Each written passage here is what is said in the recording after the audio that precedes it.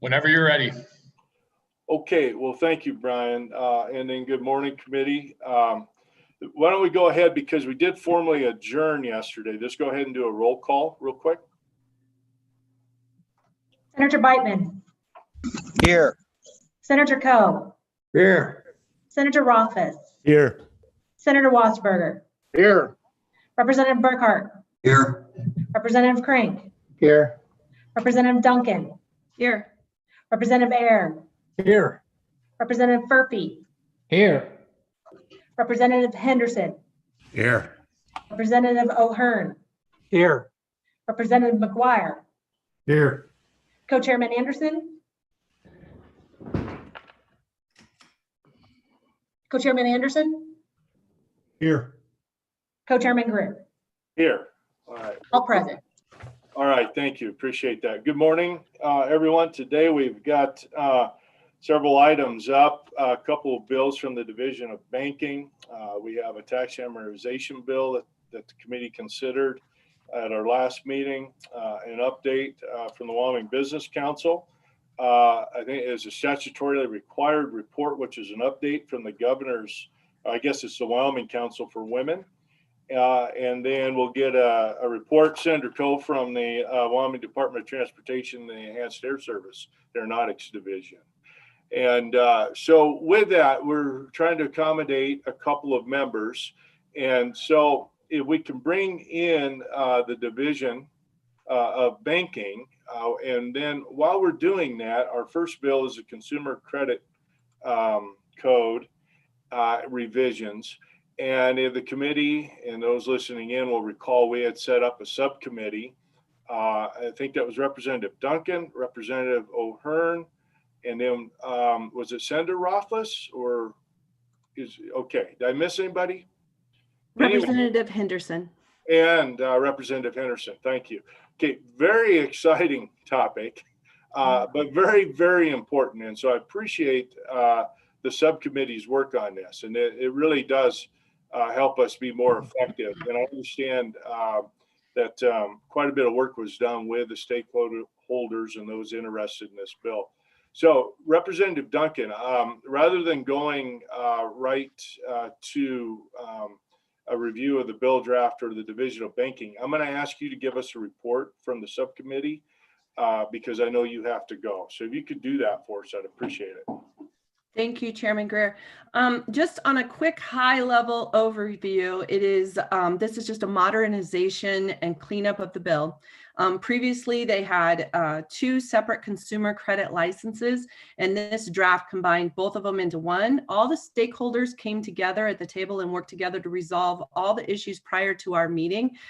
It was really refreshing to see that everybody had a chance to be heard. Everybody had their issues addressed, and the working group didn't have to do too much, just kind of prod along the stakeholders. They did a lot of the work themselves before they came to the table. So there was just a couple issues that they stumbled over. We got through that. And the last issue was this, let me make sure I say it right, was this gap waiver and refund issues. Mr. Picard and the banking division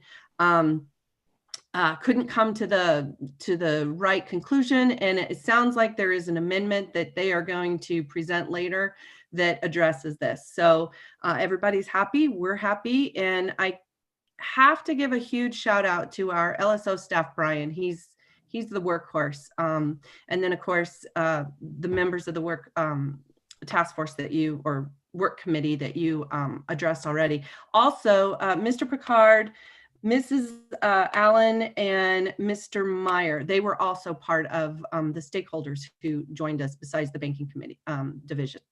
That's it. We did a really good job of actually the stakeholders doing the work. All right. Well, thank you, Representative Duncan. I appreciate that. So Commissioner Faulkner, is Mr. Mulberry want to walk us through the bill, or would you prefer, or is Mr. Land going to do that, or would you prefer that we had LSO staff? I sometimes think that it works better to let your office do that, but what are your thoughts?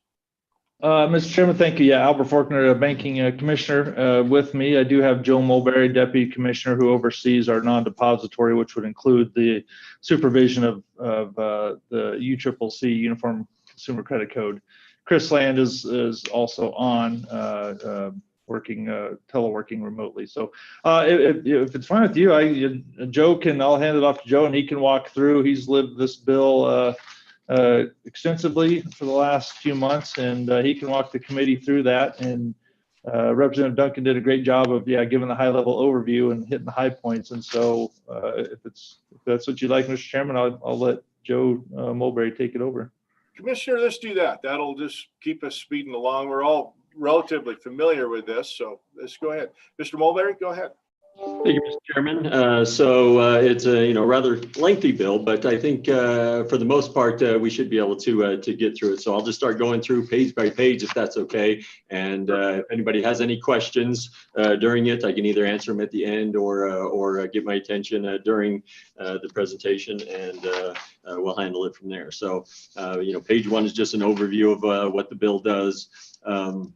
Page 2 is some new language that's being proposed under the new section 454. That's dealing with the issue that the subcommittee was primarily dealing with, is the refund of the credit-related ancillary products that are sold in conjunction with consumer credit transactions. When those transactions terminate, or when the products terminate, they need to be refunded. The premiums that are assessed to consumers need to be refunded back to them. And so we're adding some language about what the prescribed method of doing the refund is, and also the manner in which it needs to be done. As the subcommittee, and as we've talked about in the past, there's been some difficulties of getting those refunds processed and to consumers in the past. So we're trying to make some clarification on and working to clean that situation up. So Mr. Mulberry, we have a proposed amendment that I understand has been worked through by the commission and stakeholders. There on page 2. Could you go ahead and address that, talk about it right now, the reason for the amendment, and just so we're aware? Absolutely. Thank you, Mr. Chairman. So in the course of us working, with the stakeholders in this and the industry folks, even after the last subcommittee meeting, we've continued to have discussions with the industry representatives. During one of those discussions, on this particular section, we all kind of realized that the way that it was originally drafted is kind of limiting in scope to what we're actually trying to address. The issue that we're trying to address is for these ancillary products that get sold in conjunction with a consumer credit transaction. When those products are going to cease and they haven't run their full term and they need to be refunded, this section deals with how that's going to occur. It was drafted in a way, and the primary way that we deal with this in our regulation has been in the instance when a consumer prepays their transaction in full. So, for example, they took out they bought a car, they took out a loan for 60 months, and they bought some of these additional products for a term of 60 months. But then after 30 months, they prepaid the transaction in full. So they're entitled to a refund of the unearned portion of the premiums that were assessed for these products that were sold to them. So the way it was drafted, it was drafted with a very limiting instance that it says within 60 days of prepayment by the consumer. But then in the course of our discussions, there's also other instances. For example, if the consumer defaults on the transaction, then those products are also going to be terminated and a refund is going to be obtained.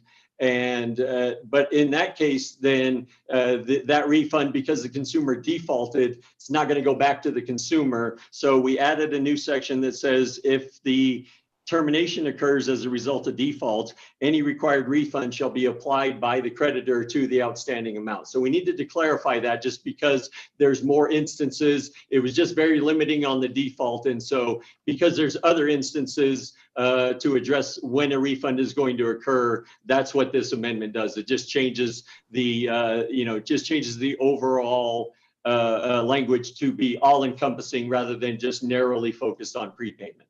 That makes sense. Okay, thank you. Yeah. You betcha. So then continuing on back on the bill then, page 3 is just all the technical about changes that are being made. On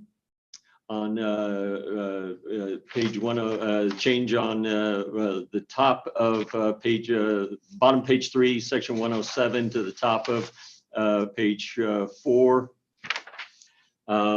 This is dealing with we're removing the sections in both the sales and the loan section. There's sections called consumer related sales and consumer related loans. For the 28 years that I've worked here, I've never had an occasion to where a transaction has ever satisfied those definitions of being a consumer related sale or a consumer related loan. When you read some of the commentary to the Consumer Credit Code that was initially drafted in 1968, it tries to pick up some degree of small dollar business purpose transactions to be applied so that the provisions of the Wyoming Uniform Consumer Credit Code are supposed to apply. I've never had an instance where that has actually occurred, but it does create, a lot of regulatory confusion. We have to have a lot of discussions with our office, usually by counsel of our creditors out there that want to know how that is applied. And so because it's never been applied in the 28 years that I've worked here, we said, it's antiquated, it doesn't provide any benefit. So what we're proposing is just to strike that out. So the language, the strikeout at the top of page 4 is just because in the bill, we're removing those sections out of the code. Section 140 is we're making a change in the general definitions to depository institution. And that's another issue that was addressed during the subcommittee and at the last Minerals Committee meeting. And so we've made some changes in the course of the subcommittee work, and to where I think all parties are comfortable with the language that's being proposed there. Mr. Wolf, did you address the staff comments about the consideration of the 2 other statutes, 31-2103 and 39-15-105? Could you address those? Sure. And to address that, Mr. Chairman, I think I'll turn it over to our counsel, Chris Land, or Commissioner Ford, because it's a banking thing. But Chris, do you want to address that? Sure. Thanks, Joe. Yeah, there isn't any impact on those statutes. Okay. All right, Mr. Land, I'm sorry, I'm doing this a little different, committee. I'm just trying to speed us through what is relatively dry stuff, but it's important stuff.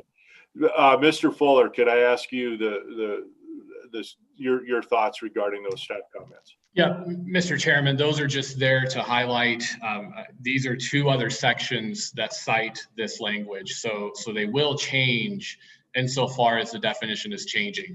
The practical effect of those changes, given the change in definition, may not be much of anything. Okay. All right. Thank you. All right, Mr. Mulberry, if you keep going. Thank you. Sure. Thank you, Mr. Chairman. So back on page 5, there's just a couple definitions that we're adding. First one is the current definition of current installment. Within the act itself, under the imposition of late payments, it uses the word current installment, but that term is not defined. And over the years, that's created some regulatory confusion. So we're just trying to add a definition to provide some clarification about what current installment means. Same thing with the next one. Also within the act, it talks about that creditors that the act applies to are creditors that are regularly engaged in the business of extending consumer credit, but we didn't have a definition within the act itself of regularly engaged. So for years, we've used the federal Reg Z standard about when truth in lending disclosures in consumer credit need to be provided. So that's exactly what we did here, is we just used the standard from Reg Z that we've imposed for years in our office, but we're putting it into the statute to make it clear. Yep. Page 6 is just the index of definitions, and all of these new definitions are just being added into the general index there. Page 7, top of page 7, under the scope, it's just clarification language. And this is under section 202. It's just to kind of clarify again. It doesn't change any of the practices of our office, but for right now, under Article 2 of the Wyoming Uniform Consumer Credit Code, it does not require a license for people that are offering consumer credit sales transactions, but there is a requirement that those people provide a written notification to our office to notify us and to get registered as a consumer credit provider. But that's an issue that we've had to deal with over the years, where people are unaware of that requirement in the Act, because it really is not stated to that degree of clarity. So we're trying to add this section just to, again, clarify the way that this has been administered and the way that we've done this for years, to hopefully make it clear that anybody that is engaged in consumer credit sales transactions does need to register with our office prior to engaging in that activity. So Mr. Mulberry, go ahead. Representative Burkhardt has a question. Go ahead. Thank you, Mr. Chairman. So, Mr. Mulberry, a question on line 7 through 9 on page 7. For, say, an automobile dealer, would this be the dealer or the lending institution that we're discussing here? Mr. Mulberry. Thank you, Mr. Chairman. It would be the automobile dealer if that dealer is involved in selling their products on credit. And so, yes, we're talking about automobile dealers, furniture stores, anybody that sells that type of product, where you can go in and rather than just paying cash for it and getting your merchandise, if they have a program to where they will write a credit transaction and set you up on installment payments where they are the original creditor, then that's the situation where they are a consumer credit seller and they need to be registered with our office. Yes. Okay, thank you. And Mr. Chairman, just to clarify, then the finance companies that those transactions get sold to, then they are addressed later in the Act. Then they do need to be licensed as a sales finance company to engage in that activity. So we have two different parties here. So. Okay, so I'm going to follow up on Representative Burkhardt's question a little bit. The dealer or the furniture store, they're just acting as an agent, because they typically have finance companies sitting in the wings, or that they shop the transaction to. So they're more of an agent, and that they still need to register. Mr. Chairman, yes, but technically the way that the majority of these transactions work is that even though they do have a relationship with a finance company to purchase their transactions after they're consummated, legally they usually show up, the dealer or the furniture store, the auto dealer shows up on the actual credit document as the creditor, because they're the seller of it, they're the initiator of the credit transaction. So they are the initial creditor in the transaction, and then that credit transaction gets assigned to another party after consummation. Okay, thank you.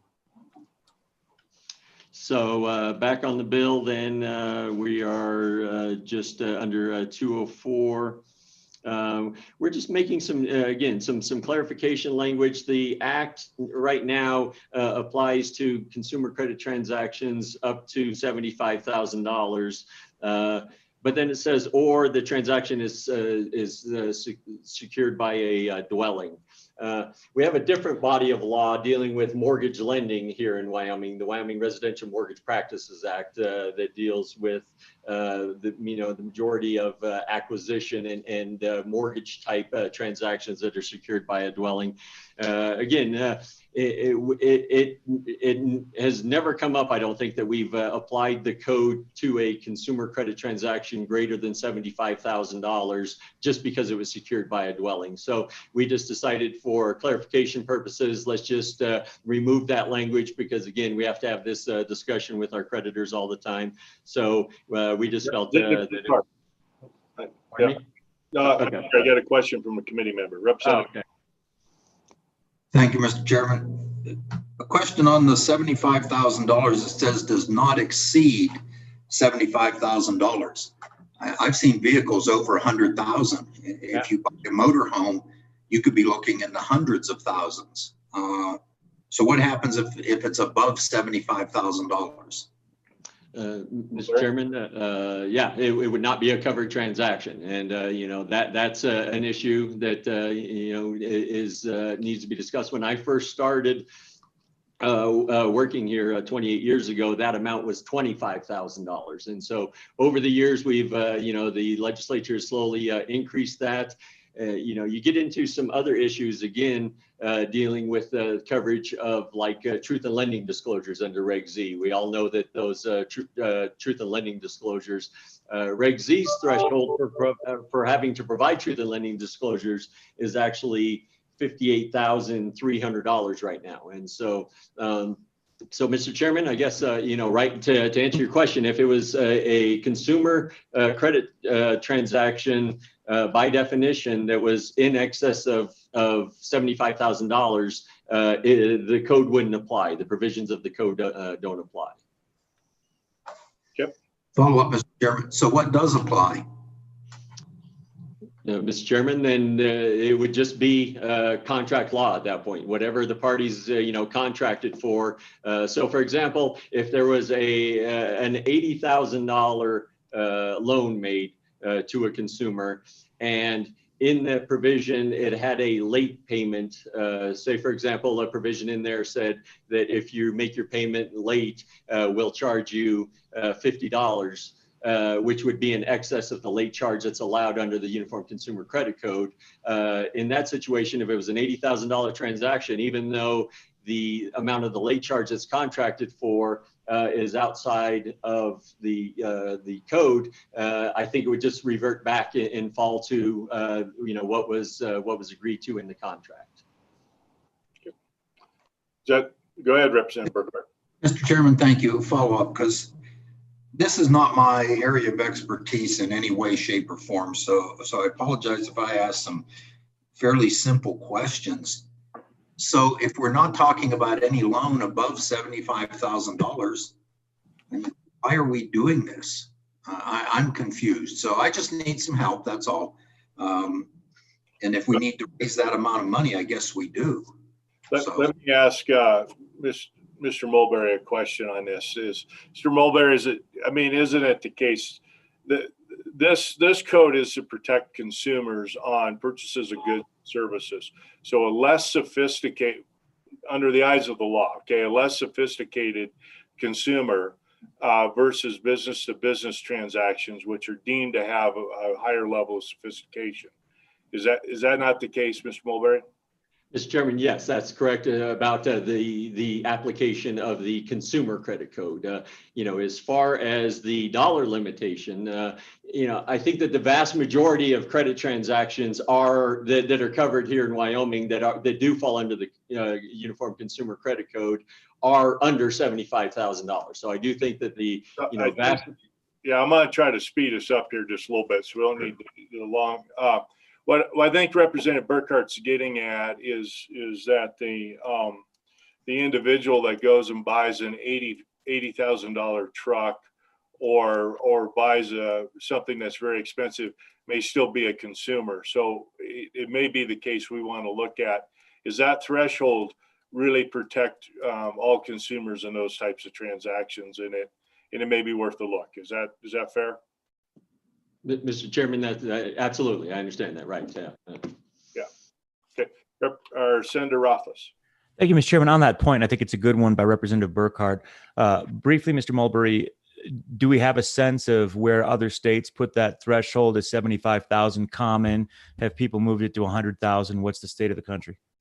Thank you, Mr. Chairman. I believe we're, actually on the higher end. I think that, you've got the gamut, but there are some that still are down in the $25,000, $50,000 range. We're at 75. I think some states have actually eliminated their threshold, and so they would cover any consumer credit transaction. So it's kind of all over the place, but I do think we're probably on the upper end of the scale right now. Thank you, Mr. Mulberry. Thank you, Mr. Chairman. Representative Burkhart, you satisfied with the discussion? Okay, all right. Okay, so continuing on, Mr. Chairman. Just go quicker.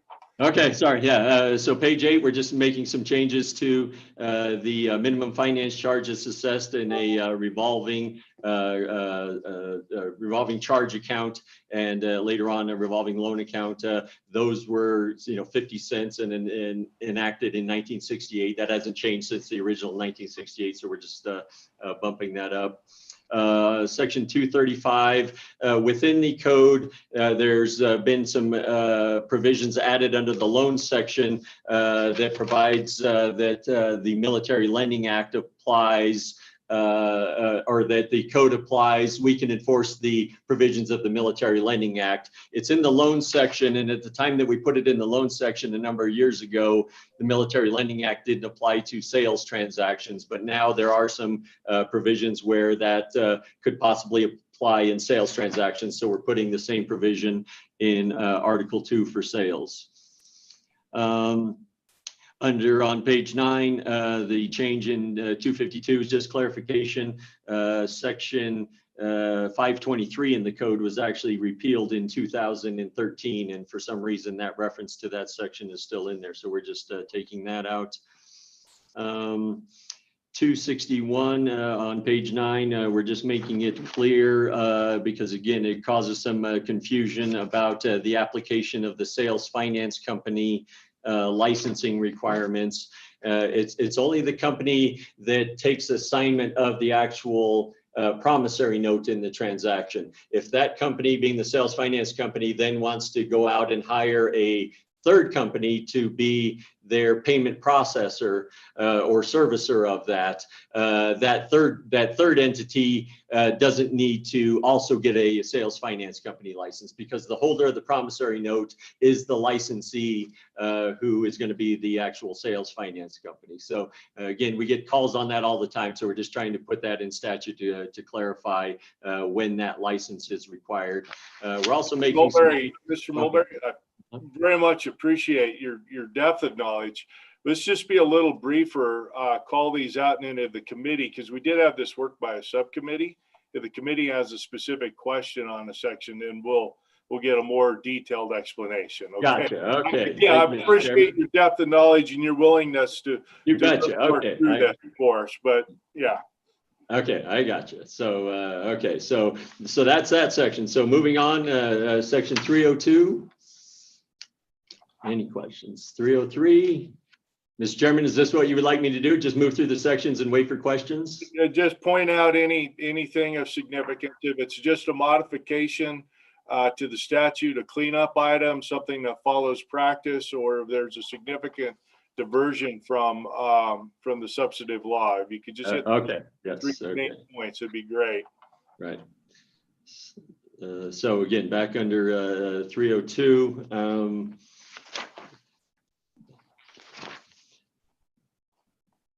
It just clarifies that a bank doesn't need to be licensed if they're engaged in sales financing activities. 304 just a technical change in the, or 303 is technical change in the for that definition. So Mr. Barry, on 304, if Representative Burkhart or somebody were to change the other $75,000 threshold, would we need to look at this here as well? Mr. Chairman, yes, because again, the code is split into sales and loans. So yes, we would make the same change, and this would affect sales or loan transactions, because now we're in Article 3. Okay, thank you.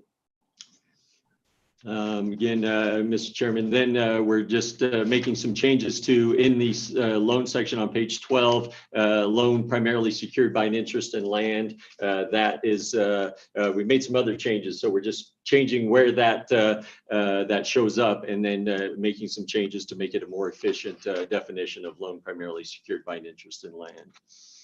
Okay. Section 310. So essentially, then we have a whole group of sections, basically pages 13 through 21. All of these sections accomplish one goal, in that currently under the loan section of the Uniform Consumer Credit Code, there's consumer loans, and then you get to a certain point where a loan is classified as a supervised loan. So, and a supervised loan is nothing other than a consumer loan where the interest rate exceeds 10%.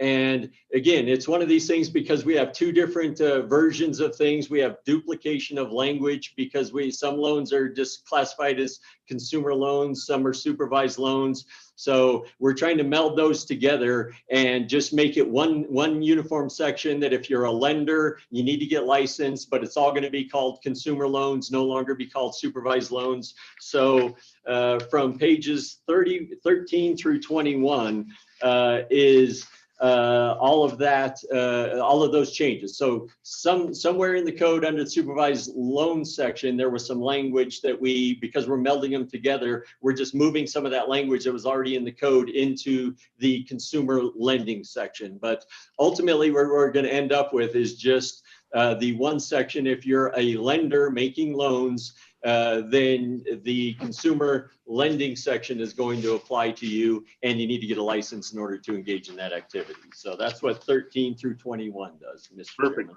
Much simpler, much clearer. Thank you. Okay.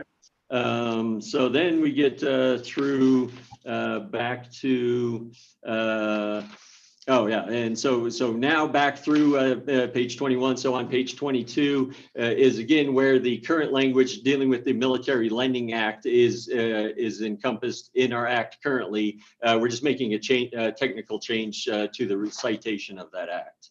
Okay.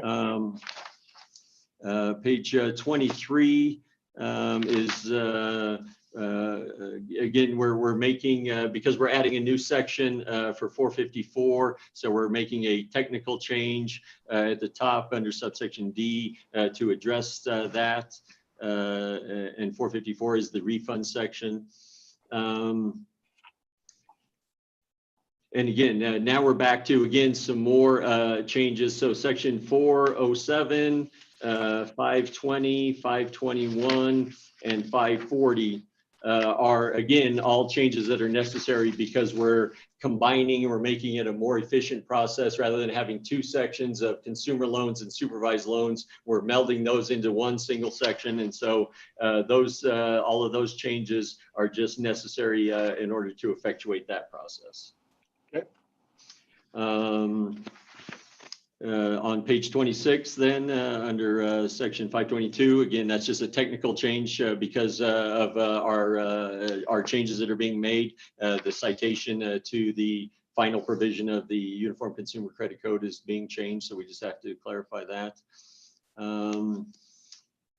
540 is again part of the changes because we're no longer referring to things as supervised loans, and we're doing that. So section 540 is again part of that section.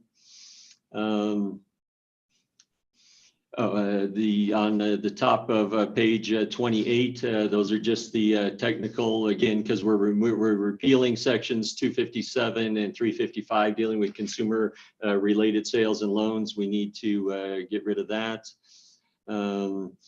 Section 630 is a change that's being done to exempt supervised financial organizations, our banks, from filing the annual creditors notification filing. Our banks also already make a lot of filings with us. Their call reports, they pay their annual dues to us, supervisory dues through the banking. So we're excluding the banks from the reporting requirements that other non-bank entities under the Uniform Consumer Credit Code have to file with us. Top of page 29, we're just removing the reference to the Office of Thrift Supervision, as that entity no longer exists. Page 30, there's just, again, clarification language or just a technical change to the ending citation of the Uniform Consumer Credit Code.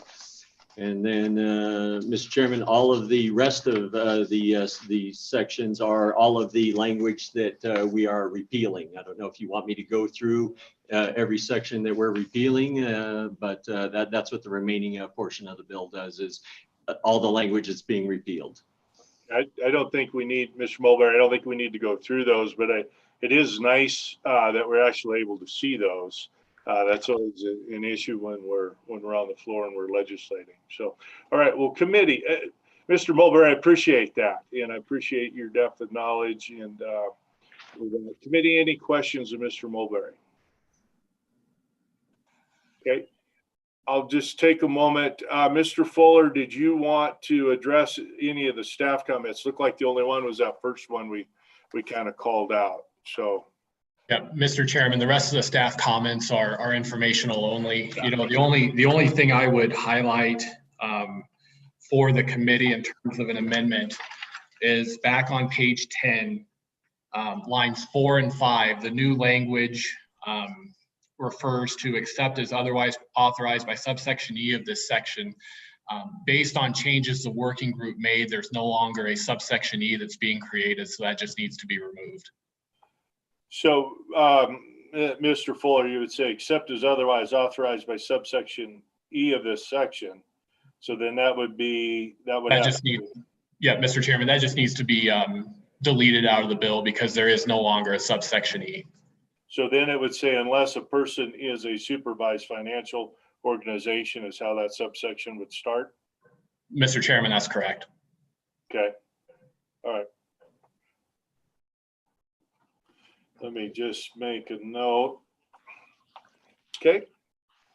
Committee, any questions for Mr. Fuller? I just want to make sure. Okay, we do have Scott Meyer, Dave Pickard, Michael Martin, and Marcia Allen. Can we bring those in, and then I'll just take those in the order they're listed on my sheet for public comment.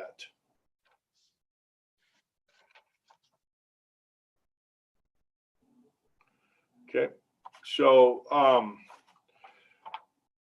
Mr. Meyer, aka Cheryl Johnston, I have you listed first.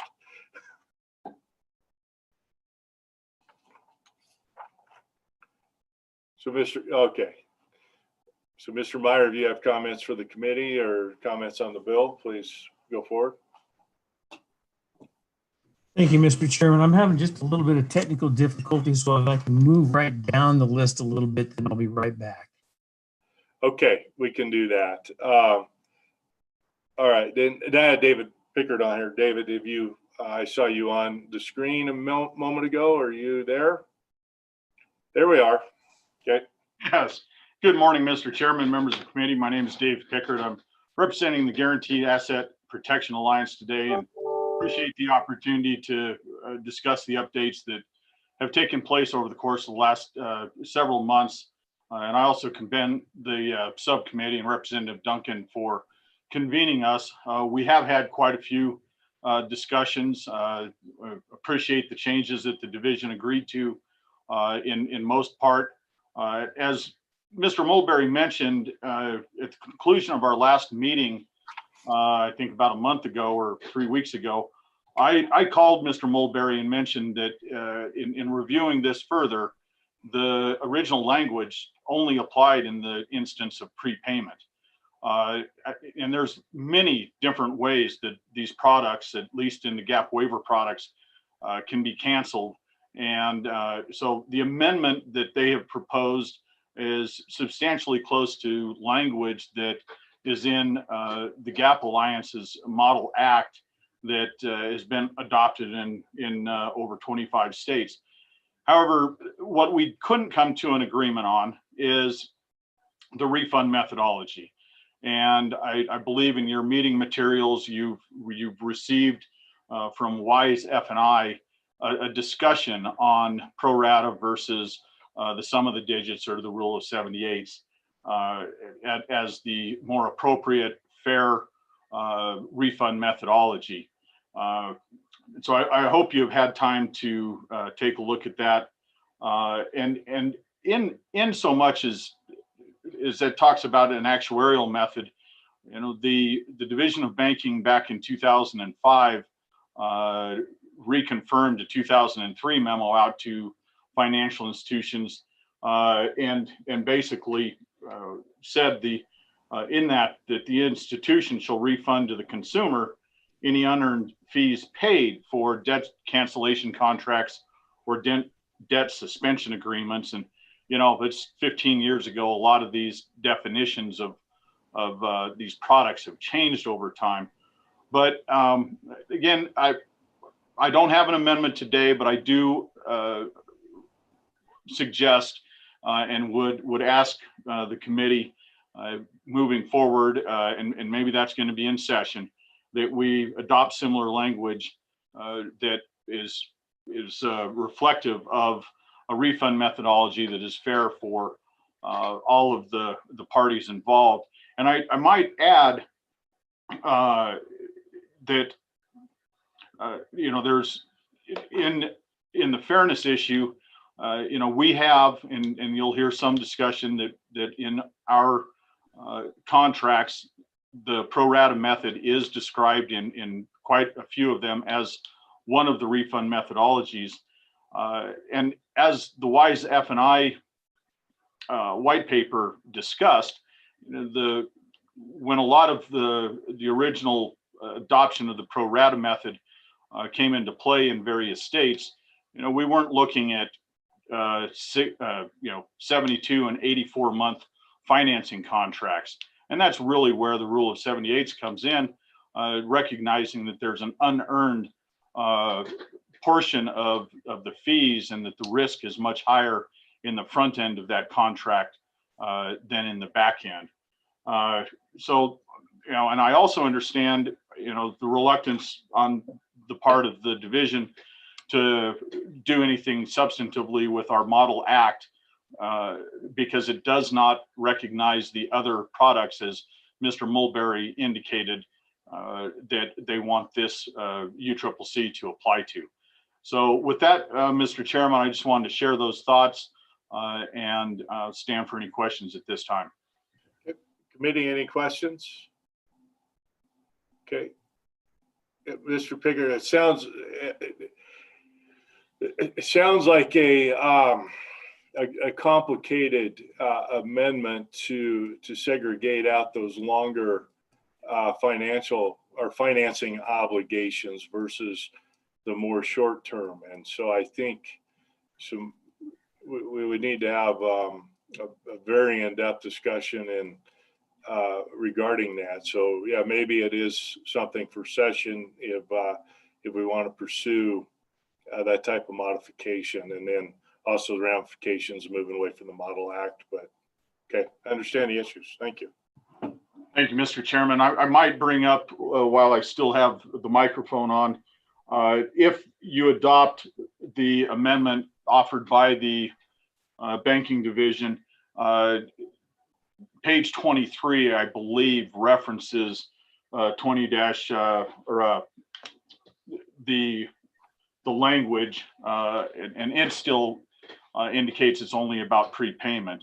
And I think you're going to hear from Michael Martin with one of the credit unions.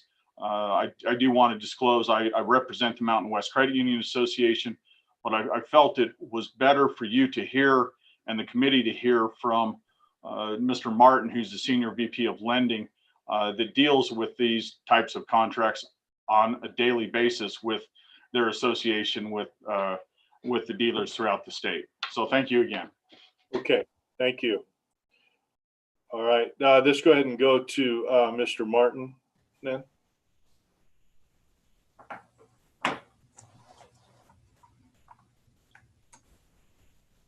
Good morning, Mr. Chairman, members of the committee. Have had some discussion with Dave Pickard as well as other credit unions that belong to the Mountain West Credit Union Association. That includes Colorado, Arizona, and Wyoming. We are a large consumer lender in the state and in the region. We have representation contracts, represent and purchase loans from over 300 dealers.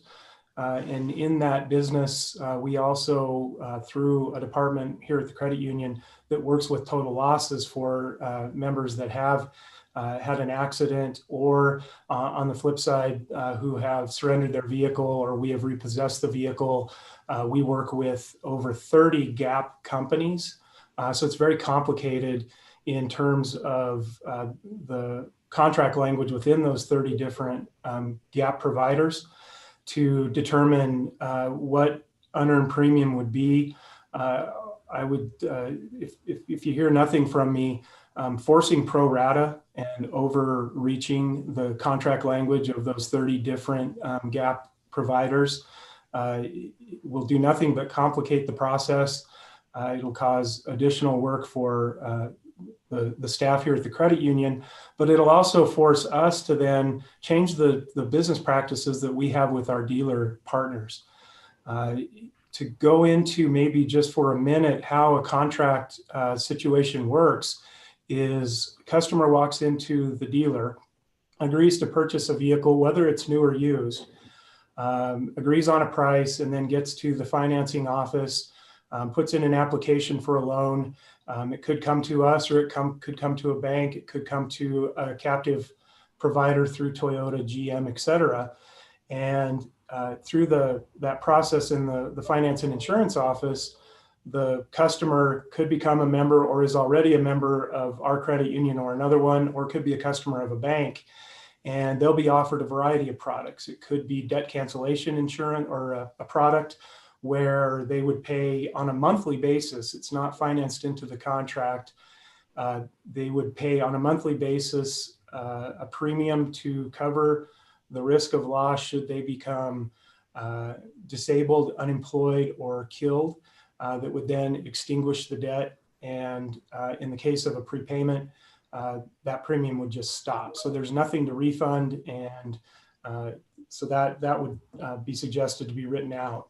The one that's probably the most poignant and really relevant here today is that there are guaranteed asset protection policies. Some are insurance, some are not. Most are not. So they're not typically regulated by the Department of Insurance. But what will happen is that if they do a direct loan here at the credit union, we charge $425 for a gap product to protect really the front end of the loan that a member might have with us. If they finance, particularly for a longer term, or in the case of adding warranties and gap products, it can take the loan to value for a loan over 100%. So our average auto loan to value, particularly because we do over 50% of our business through dealer partners, our average loan to value at inception of the loan is between 105 and 106%. It's 105.7. And so we typically finance over 100% of the value of the car. Thus, where gap really comes into play. We don't write it. We don't insist on it. Certainly, we don't demand that gap be added. But for those members that do, it provides protection should they wreck the car. Insurance wouldn't pay the full amount, yet they would still have an amount of deficiency balance with us. Just a couple of stats. Our average term, not including recreational vehicles, because those are typically written at longer terms, our average term for a loan is 62 months. So as a matter of practice here at Blue Federal Credit Union, we don't typically extend past 6 years to 7 or 8 as some lenders are doing. Thus the comment that Mr. Pickard made regarding those longer term contracts. But even on a 62-month or a 60-month contract, the fact that our average loan to value is over 100%, there is risk and there is value in the gap contract. If the loan pays off in an average, our average loan term is for autos is 32 months. For RVs, it's also 32 months. And with some of Digit's rule of 78 or some other type of maybe term it accelerated earned premium mechanism in the contracts in those gap products, most of the risk happens really in the first 2 years, particularly on a new car. Average auto depreciation over the first 2 years is 31%, leaving a value of 69%. On a 60-month contract that amortizes down, the loan amount after the first 24 months is just about 62%, of what the original contract would be based on an interest rate of 6%. So the gap product covers the risk to the borrower as well as us as the lender in those first couple of years of the loan. The insistence by the Division of Banking on a pro rata would mean that all of the risk to the borrower and to the lender is in the first 2.5 years, maybe even of a loan. Yet pro rata would force us to count days on literally thousands of loans. And the language that we're supposed to adhere to in the UCCC is to facilitate a refund. Believe that language is vague and nebulous, because facilitating a refund could be as simple as sending a letter encouraging the member that pays off the loan to contact their gap company to determine if there might be any refund available to them. In a dealer situation, unlike what we do here at the credit union, we have an agreed upon price with our vendor, our gap provider, that is stated. It's not variable. When a customer gets into the F&I office at a dealership, that same product, if it's through the same vendor, could be offered at $425. But in nearly every case, the dealer will mark that up. And so rather than charging $425 to the customer, they could charge as much as $1,000. If the customer is willing to pay that much, there's nothing in law that would prevent the dealer from charging an amount in excess of what the product typically sells for. In trying to facilitate a refund, this is where it gets extremely complex for us, is when we would have to go back to a dealer, try to determine who the gap provider is in the situation of a prepayment. And while we would be able to potentially go get a refund through that gap provider, we would also have to insist upon a refund from the dealer themselves. Because if they're charging more than the stated price of the gap policy or the gap product, they're responsible for some of that refund that would be due back to the customer. Maybe stop there and see if anyone on the committee has any questions, Mr. Chairman. Yeah, well, any questions, committee? I mean, what I'm hearing is we need to be a lot more prescriptive on these gap coverage products and lock those down. I'm never been a big fan of them myself, but maybe that's something we need to look at. Okay. Fair question, Mr. Chairman. Typically the gap policies, the one that we sell, I can't state all of the policies that are sold through our dealer partners. Our gap policy has additional benefits, so that if they have an insurance deductible, they can apply to have that insurance deductible waived, as well as having payoff protection should they have the vehicle destroyed or repossessed or otherwise disposed of early. In terms of being more prescriptive, I think it would be challenging to do that. But I would offer that most of our dealer partners, especially the sophisticated ones, and we also do business with refinance vendors. So you may get an ad in the mail that says, would you like to reduce your payment by $50, finance through a company called, could be Auto Approve, iLending Direct. A number of them are out there that offer refinance so that you can take your 10% loan rate maybe down to 5 or 6 or whatever might be available based on improving or changing credit conditions for those borrowers. What they do in order to sell the product that they want to put into the borrower's hands is they assist them with seeking out a refund that may be available under the existing gap product that they have on their loan. In speaking with Mr. Pickard, and not wanting to speak for the banking division, but from what I understand, there might have been a handful of complaints regarding this particular practice over the past year. Just in the last month, Blue Federal Credit Union made over 2,000 loans. So on a yearly basis, we could make anywhere from 20 to 30,000 loans. And the administrative burden for us, we have been looking into this, is going to add 3 full-time equivalent employees, and it's going to probably compel us to initiate a fee so that we would be able to try to keep track of the 400 dealers, 30 plus gap companies, as well as any particular circumstance where we would need to try to do this back through the dealer. Through our credit union, we offer that assistance for our members already. And also in the case of a repossession or a total loss, we have a staff. We don't have a person that does this. We have a staff already that administers trying to get gap refunds, warranty refunds, or anything else that might reduce the loan balance to benefit our member. Okay. Any questions, committee? Yep, Representative O'Hearn. Mr. Martin, thank you, co-chair. Do all the gap companies work on the rule of 78?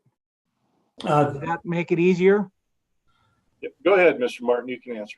Yeah, Mr. Chairman, Representative O'Hearn, they don't all operate under the same earned premium method. Striking pro rata and putting in unearned premium would certainly assist us with the determination of assisting the member in that situation. That would certainly help. Okay. All right, thank you. All right, anything further, Mr. Martin? Nothing further at this time, Mr. Chairman. Okay, well, thank you. We appreciate your comments. Committee, make sure there are any questions. Okay. All right. Because I shuffled you to the bottom, Mr. Meyer, we have Marcia Allen next.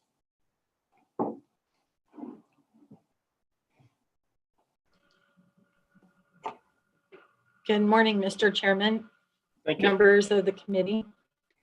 Marcia Allen with the Wyoming Automobile Dealers Association. I would just like to first thank all of the working group and the members, the banking division, for letting us provide input and express our concerns, and all of our current concerns have been addressed.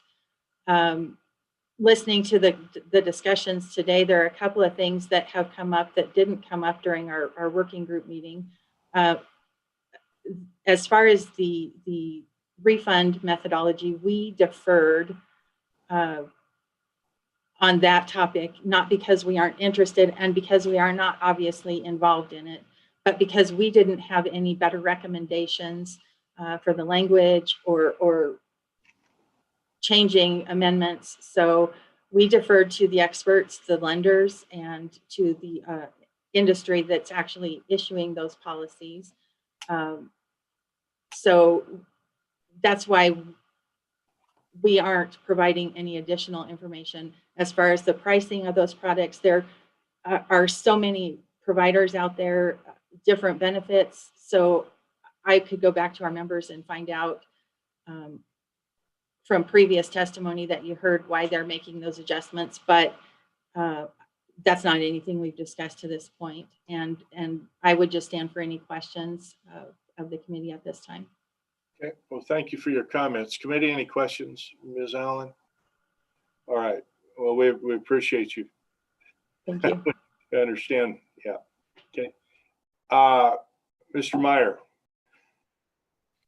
Thank you, Mr. Chairman. I think we must have had a loose nut in front of the keyboard, but we got everything back online again. I want to thank you, Mr. Chairman, for having that special committee that Representative Duncan had headed up. I do think it was very informative, and it was a very successful committee. I will echo and not have to regurgitate any of the comments that were made by Mr. Pickard. I think he was right on. I will say that you know, towards the end of our last committee meeting, we did have just a brief and a very brief discussion I did with Senator Rothfuss when we talked about this refund calculation and maybe looking at where the risks are. And I'd like to give you some points. I will tell you that I don't think I need to. I think Mr. Martin did a very good job. I've worked with Mr. Martin before and have had an opportunity to deal with some of the dealers as well. And so I think that the comments that Mr. Martin brings up are very valid. And even though, boy, I hate to say it, you know, the Wyoming bankers who don't do a lot of indirect lending and that kind of stuff will agree with the credit union on this, that is something that definitely needs to be considered. That's all I have, Mr. Chairman, so I'd stand for any questions. Yep. Committee, any questions? Okay. All right. Then I'll go ahead. That was the last of our public comment. I'll go ahead and close public comment then. And appreciate that from all those folks who took the time to come in and comment. All right, committee, we're kind of at that point. What's the committee's pleasure here? Move the bill. Bill has been moved by Representative Henderson. Is there a second? Seconded by Senator Rothfuss. Okay. With Representative Duncan being gone, I don't know, Senator Rothfuss, did you have any comments? Yeah, Mr. Chairman, I think the bill's in good shape. I do think that the risk consideration that was raised regarding calculation of the payback as opposed to a linear prorating is something worth considering. I don't know if we want to amend today. I know we've got some proposed language or continue to work on that, but that's the one consideration that remains. Although with or without that, I think it's a very strong bill, and as it stands right now, it's in good shape. We obviously make the technical cleanup that we need to, that was provided to us, but beyond that, I think it's the bill's in good shape. Appreciate the work of the working group and honestly all the stakeholders that engaged and worked hard to get this to where it's at.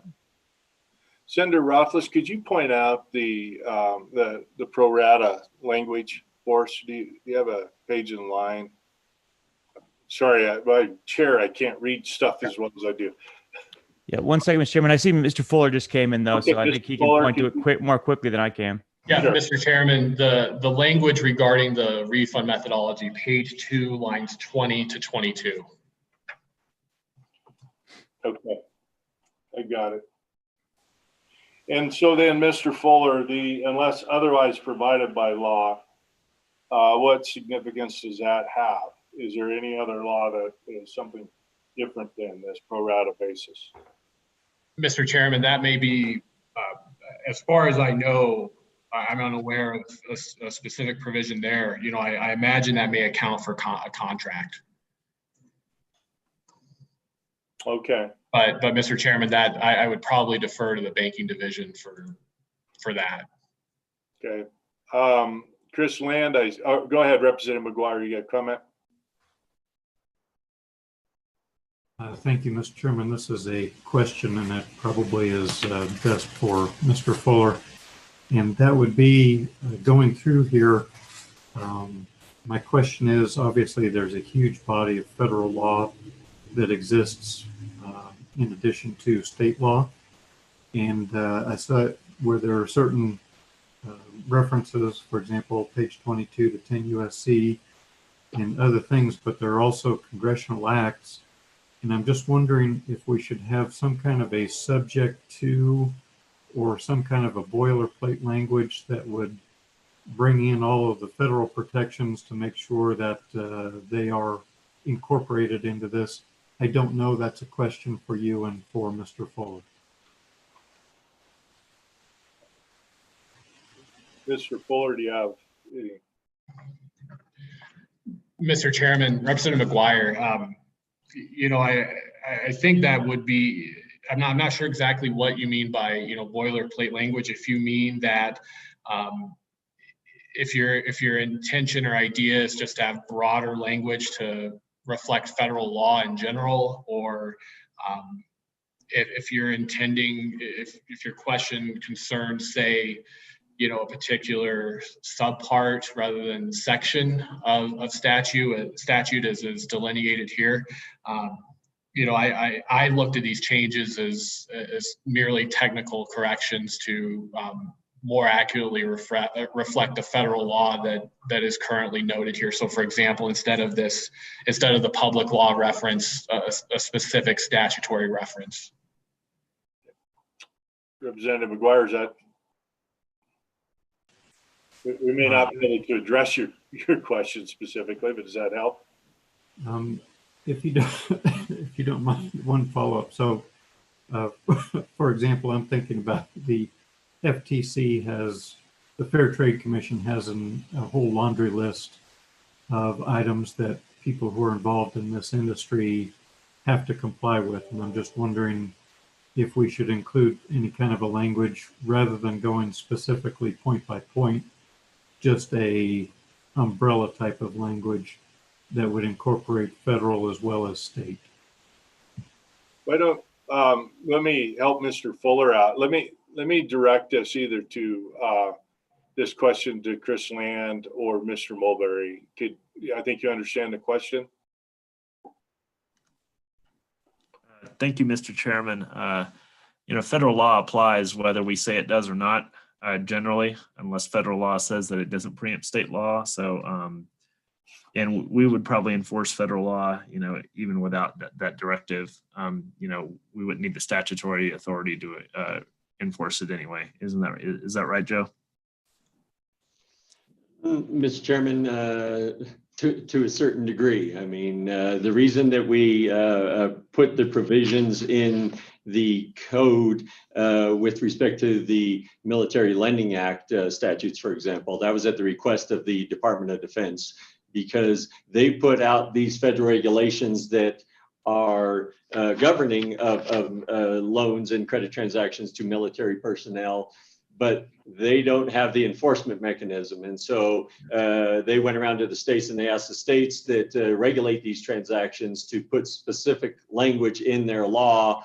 And by putting it in the law, it essentially says that any violation of that during our exams, we review for that, and then we have the authority, to look at it. But so for like a federal trade, I've never had an instance of citing something to the Federal Trade Commission, because I don't think we would have the authority, or I've never had the instance of having to try to reference to the Federal Trade Commission. I mean, there's a certain degree of the federal regulations that apply to consumer credit transactions, but for the most part, that's where, and there are other provisions within our act, for example, that says that aren't in these changes, but there's a provision in the Uniform Consumer Credit Code that says something like the disclosure and advertising of consumer credit has to be done pursuant to the federal,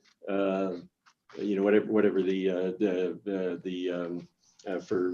Federal Truth in Lending Act. And so again, because it makes that citation saying that it has to be done in accordance with the Federal Truth in Lending Act, then if there is a disclosure problem, then we cite that section of our state law. So I do believe that there is something in our state law that cites to the Federal Truth in Lending Act. It's not all encompassing that would say for the Federal Trade Commission, but never had an instance to where that's created us a problem to where we wanted to enforce some federal regulation that we didn't have the authority because of something of that nature to not do something that we've needed to do.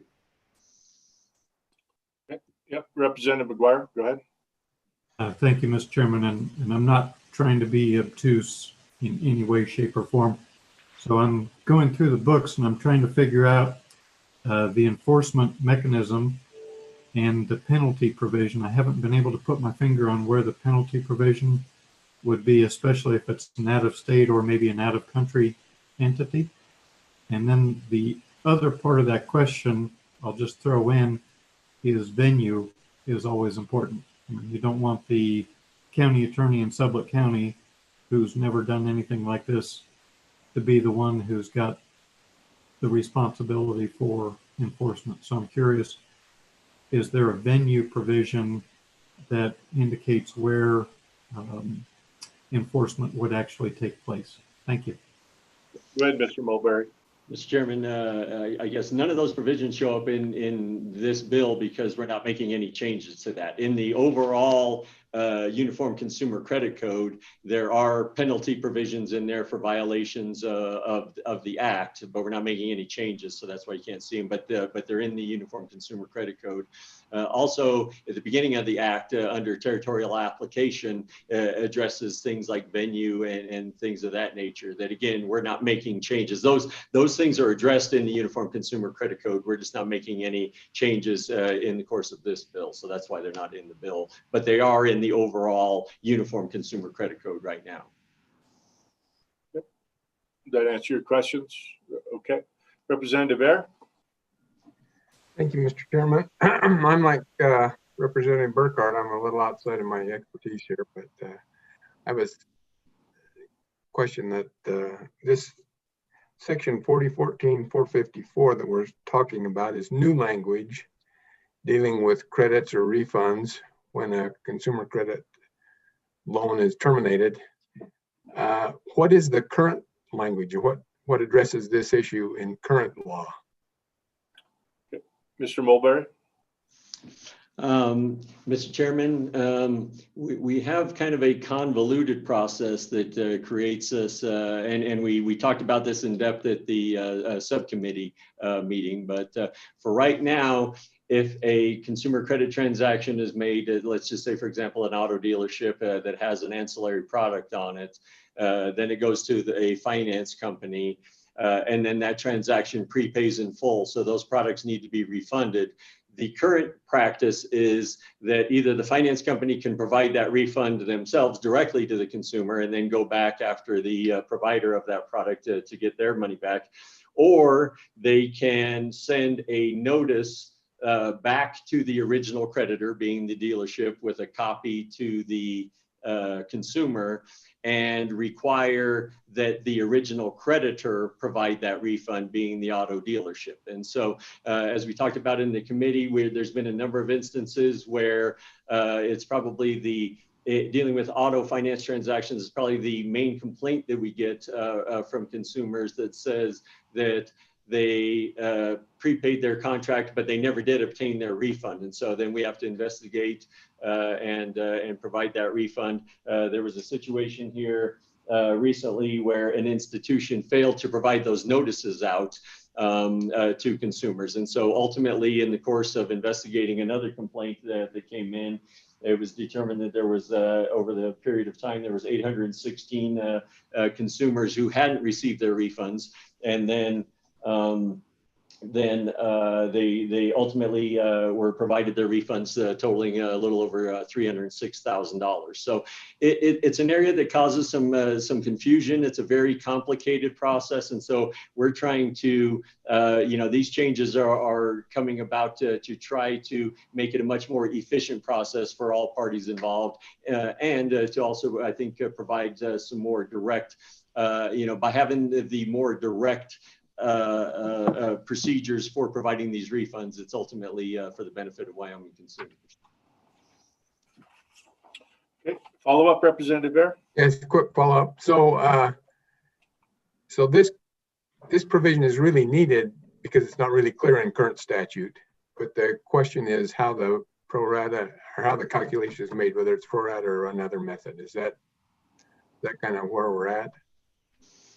Mr. Chairman, so the main provision is the procedural thing, and then then the refund method is going to be new for something like the GAP products.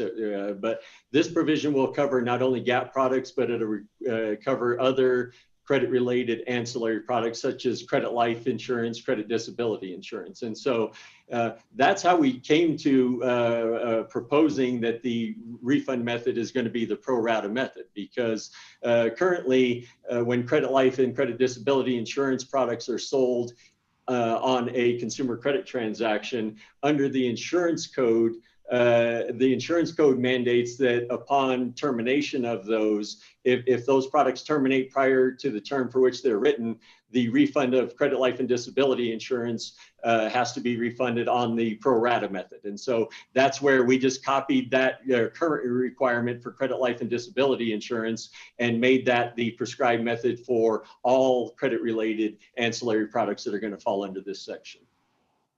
Okay. Thank you, Mr. Chairman. Yeah, Senator Rothfuss, before I have a question. I usually wait to the end, but it seems to me as I'm looking at this and as new products are developed over time, would it not be better to have that set by rule? Yeah. Mr. Chairman. Go ahead, Senator Rothfuss. Thanks, Mr. Chairman. That was exactly what I was going to suggest, in fact. And I had some language that I was going to float but before we get to actually the amendment, I'd like to provide the language and see if it accomplishes that appropriately. So it would be at page 2, line 22. So the language is the pro rata language. Refund on credit made under subsection A of this section shall be calculated on a pro rata basis. And then I was contemplating adding the clause or on an alternative basis that reflects the remaining claim risk. And I might not need claim there, depending on the product, but claim risk if authorized and defined through rule and regulation. In other words, you've got a default position of pro rata, but you provide the division with the authority through rule and regulation to provide an alternative structure if it's appropriate for the claim type. That's the concept that I have based on the testimony. So Senator Rothfuss, I was kind of along the same lines. Instead of unless otherwise provided by law, says unless otherwise provided by rule of the commission or division, however, whatever term is used in this law, that the refund would be pro rata. So I think we're thinking the same thing, have a default in place, but let this get more fleshed out by the experts and the people that deal with these products. And Mr. Martin rattled off a whole bunch of numbers. Guess what? I didn't write them all down. Okay. Mr. Chairman, I think the first clause, though, unless otherwise provided by law, based on what Mr. Fuller said, was to cover contract concepts as opposed to cover things that would be defined by the Division of Banking, which is why I wanted to leave that clause in and instead of amend it and add an additional clause. And I don't know what the Division of Banking thinks about that. So let me come back to that. I wanted to ask Mr. Land that question because Mr. Land, is that unless otherwise provided by law, does that refer to a contract? And the reason I want to ask that question is that if this can be covered by contract, then what are the companies worried about? Thank you, Mr. Chairman. Members, the otherwise provided by law does not refer to contract. There's significant overlap with the insurance statutes, and this is also an area that's ripe for the Consumer Financial Protection Bureau to do rulemaking in the future, and that's kind of that's the story behind that particular provision. Okay, all right, thank you. I didn't think that meant contracts myself. So. Okay. Thank you, Mr. Chairman. Mr. Chairman, can I follow up with Mr. Land then on this alternative language, and I'll reread it to him and ask him to reflect on it so we can get this amendment right if we're going to go this route? Go ahead, Mr. Land. And thank you, Mr. Chairman. Yeah, Senator Rothfuss, I would appreciate. Yeah. Thank you, Mr. Chairman. Mr. Land. So the language, I'm just leaving the language unchanged, and then after on a pro rata basis, or on an alternative basis that reflects the remaining claim risk if authorized and defined through rule and regulation, or maybe by rule and regulation, we say more often. By rule and regulation is what we say. Thank you, Mr. Chairman. Yeah, that's great. That accomplishes the objective? Okay. And Mr. Chairman, one quick follow-up. I'm saying remaining claim risk. Is that always an appropriate statement, or would there be circumstances in which that wouldn't capture what this statute is covering? Thank you, Mr. Chairman.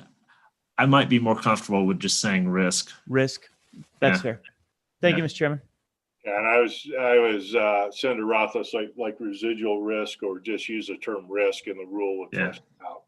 Yeah. Okay. Yep. Thank you. Okay. Representative McGuire. You're muted. There you go.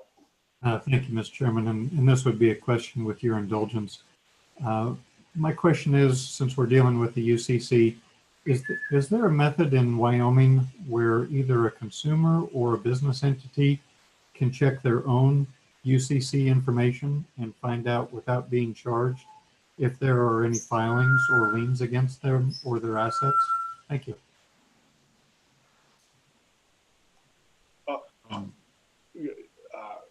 I don't know who wants to tackle that, so. I can, Mr. Chairman. Yeah. Okay, I'll let Mr. Land tackle that. Thank you, Mr. Chairman. So this particular statute is the Uniform Consumer Credit Code, and liens are governed generally by the Uniform Commercial Code. So they're distinct bodies of law. They would have to go to the Wyoming Secretary of State's office and do a manual search through their system. Did that answer your question, Representative? Mr. Chairman?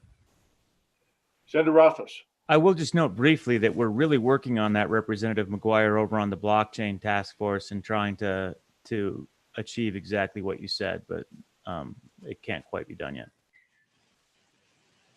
Okay. All right, so general comments committee. Any other general comments, discussions here? We ready? Bill has been moved. Are we ready to work the bill? I see an enthusiastic crowd of legislators. Okay.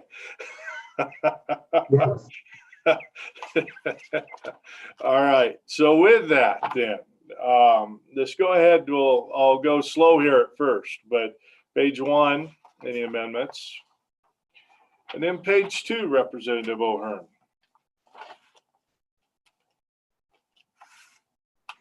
Are we going to accept, Mr. Chairman, are we going to accept the amendment offered by Senator Rothfuss after pro rata?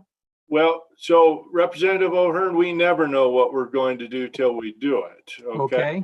So what we'll do is if you're so inclined, if you want to move, and we'll help you practice these amendments that have been proposed by the Division of Banking. And then we'll let Senator Rothfuss make his amendment as a separate standalone amendment. Okay. Okay, Mr. Chair. So are we going to go with what the Division of Banking has suggested for number 2? Is that what, is that correct? So I think Representative O'Hearn, if you're so inclined, you can move the amendments that were presented by the Division of Banking. And then we can debate those and then vote on them. I so move that we go with the Division of Banking's on 21 LSO 0065 version 06. Okay. Second. Motion, seconded by Representative Ayer. Committee, is there any discussion on Representative O'Hearn's motion or amendment? Just a second. Yeah, Mr. Fuller, are you going to do the tie-in on?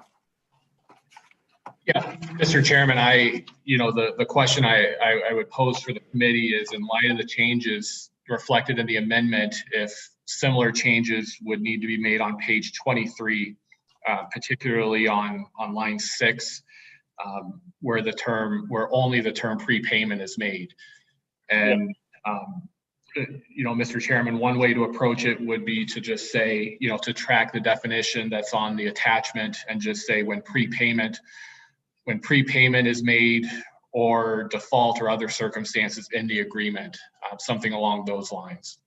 Sure, and I appreciate that. I had that marked to call out when we got there. So Representative O'Hearn, what our LSO staff is suggesting is that we modify your amendment to have conforming language wherever we use that term, where that term prepayment is within the statute, specifically on 23, but there may be another. Is that acceptable to you? Yes, Mr. Chairman, it is. Okay. Representative Ayers, a second. Are you fine with that? Okay. Committee, any further discussion on the amendment? Do we understand the amendment? Okay. Question? All in favor of the amendment, signify by raising your hand. Okay, I see all hands raised. Anyone against? Okay, so that amendment has been adopted. Thank you, Representative O'Hearn. All right, so moving on, still on page 2, Senator Rothfuss. Mr. Chairman, I move to amend on page 2, line 22, after the word basis, that we insert or on an alternative basis that reflects the remaining risk if authorized and defined by rule and regulation. I'll repeat it.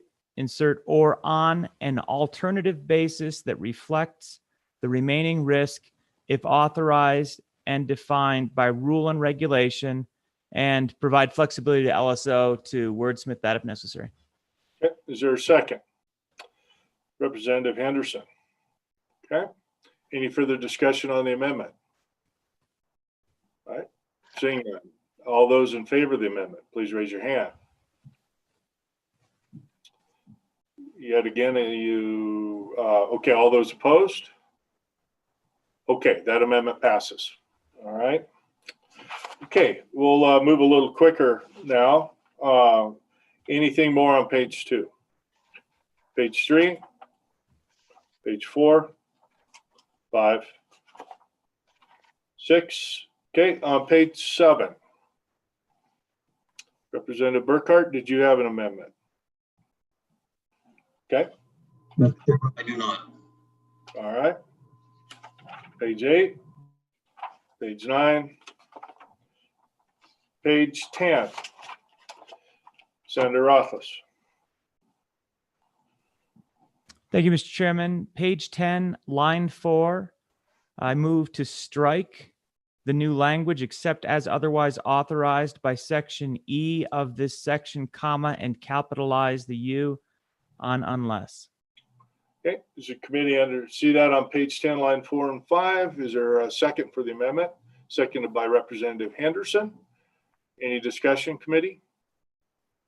Seeing no discussion, all those in favor of the amendment, please raise your hand. Okay, those opposed? Okay, that amendment is adopted. Okay, page 11. Okay, don't worry about that. Page 12, 13, 14, 15, 16 through 21. Okay. Page 22. Page 23 was caught with the earlier amendment, I believe. Okay.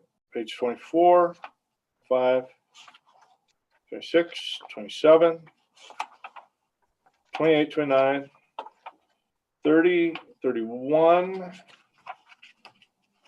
Let me take those all the way through anything then to page 41, which is the end of the bill. Okay. Mr. Fuller, did you have a correction for us? Yeah, well, Mr. Chairman, just one thought or question for the committee or the Division of Banking in light of the changes to subsection B of the new 40454. If the rulemaking is sufficient in their in the code to allow for them to make rules for this, or if that needs to be in a non-codified section. Yeah, Mr. Fuller, that's a good question, and I think I'll defer. I'll ask Mr. Land if he's comfortable. I'm comfortable they have rulemaking authority, but just verify that. Yeah. Thank you, Mr. Chairman, members. Yeah, we have adequate rulemaking authority. Thank you. Okay, very, very good question, Brian. Thank you. Okay, committee, any further comments on the legislation? Again, always really exciting stuff, but it is extremely important to our citizens that we make sure we work this properly and everything is understood. And it's a good cleanup. It's something that has been looked at for a long time. So, okay. Then sensing everybody's ready to move on, this will then recall a roll call vote to be adopted as a minerals bill for the 21 session. Question. Call the roll. Mr. Chairman, this is a roll call vote on 21 LSO 65 version 6 as amended. Senator Beitman. Mr. Chairman, I see an aye vote left by Senator Beitman in our chat channel. He is driving over the mountains right now, over the pass, and left in chat. If you're willing to accept it, an aye vote. Yeah, it's a tough deal. I'm reluctant. We don't vote by proxy on committees. So we could do with Senator Anderson's blessing is we could leave this open and then catch Senator Beitman when he rejoins us. I'd rather not go down the path of voting by proxy. Good So, plan. okay. Yeah, let's wait until he hits Worland and can vote.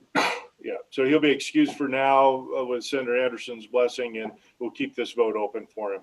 Yeah. Okay, continue with the roll call, please. Senator Coe,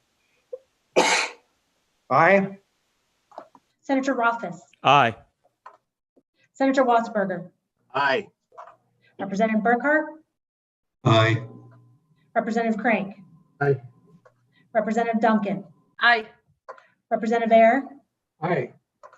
Representative Furphy, Aye. Representative Henderson, Aye. Representative McGuire, Aye. Representative O'Hearn, Aye. Co-Chairman Anderson, Aye.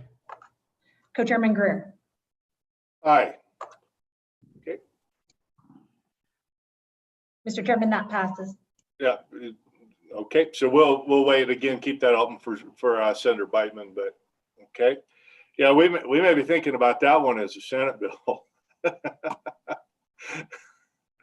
So, all right. So the next item up for our discussion, sort of is a bill draft concerning the foreign banks. Is that right? Is that what we have up? And so I think Senator Rothfuss, this is a bill that comes to us from the blockchain through yours and I's miscommunication. Is that a very delicate way of saying that?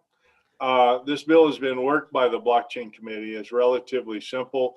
I don't think it was in our materials, but it was emailed to us.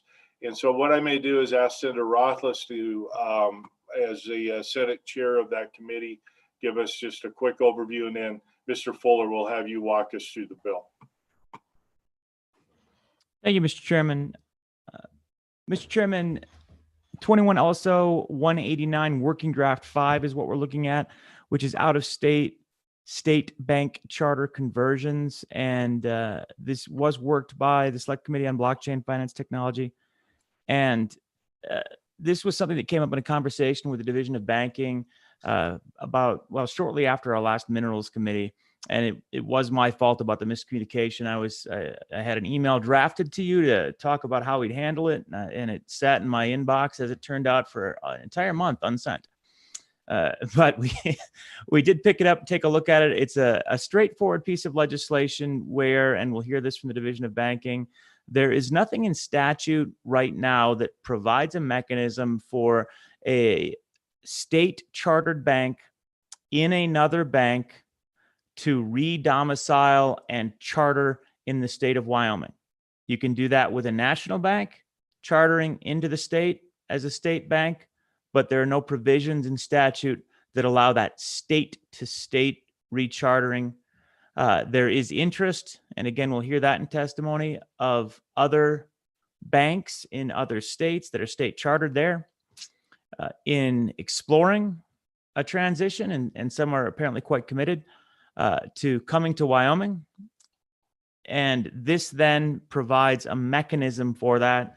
You'll see it's very straightforward, some simple tweaks to statute that clarify that the provisions under existing law would apply without a lot of new anything, realistically, Mr. Chairman, to that type of transition. So we did work it through the Select Committee and then referred it. It's been well worked, and hopefully the committee's comfortable with it.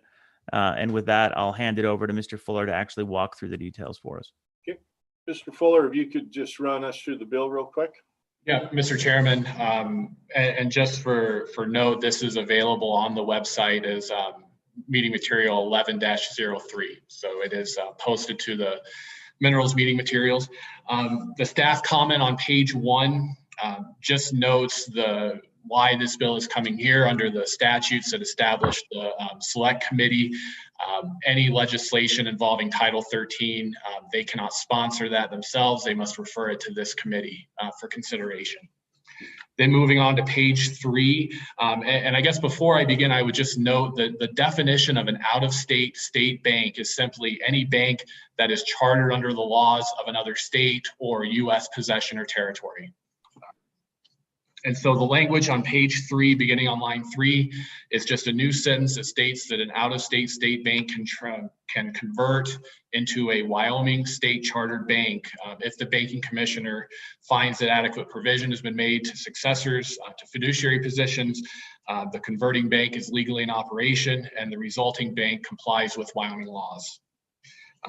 The remaining changes on page 3 are just conforming changes to insert references to out-of-state state bank. And then the last sentence in that subsection is just a reference to the definition of out-of-state state bank. Moving on to page 4, lines 7 and 8.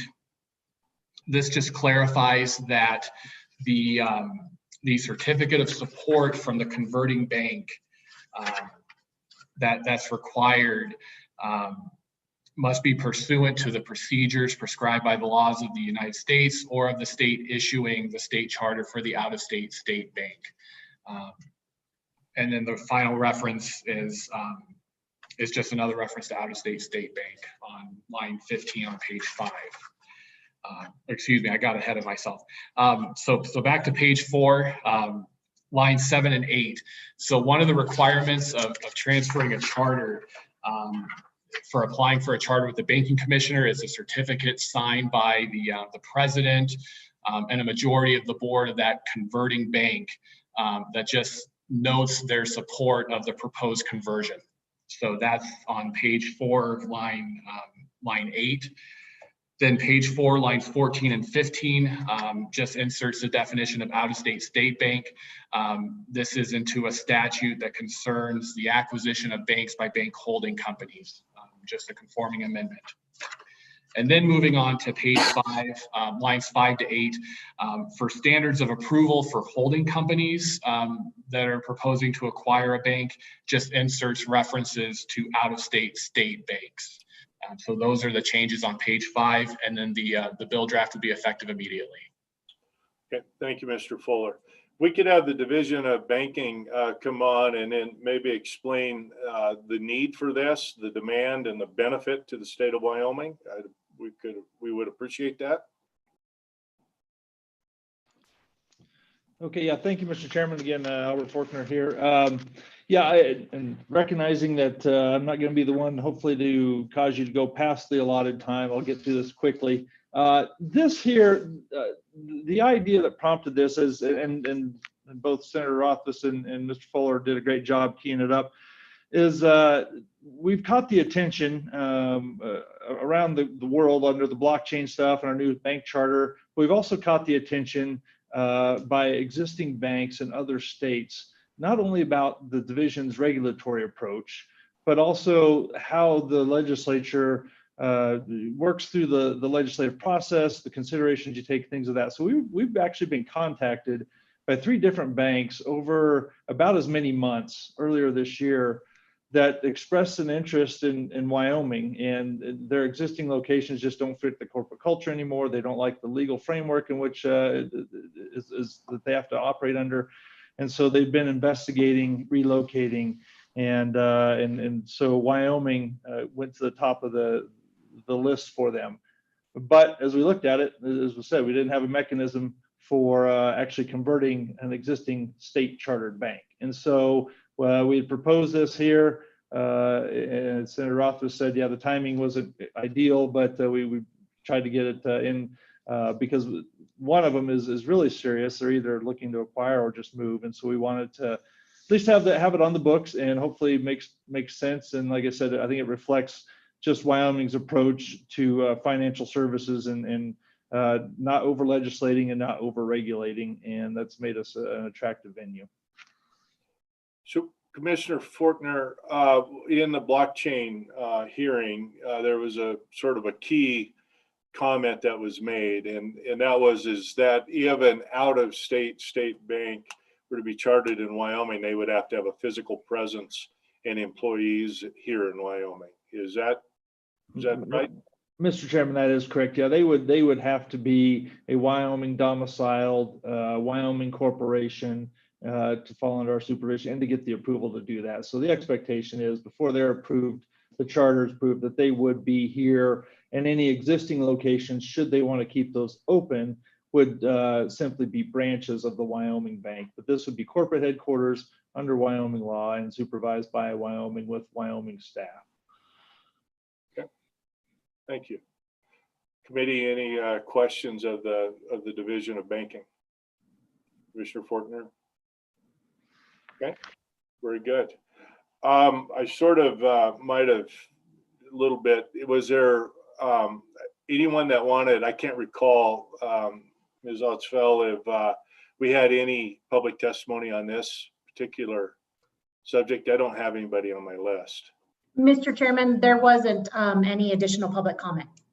Okay, all right. So with that, what is the committee's pleasure?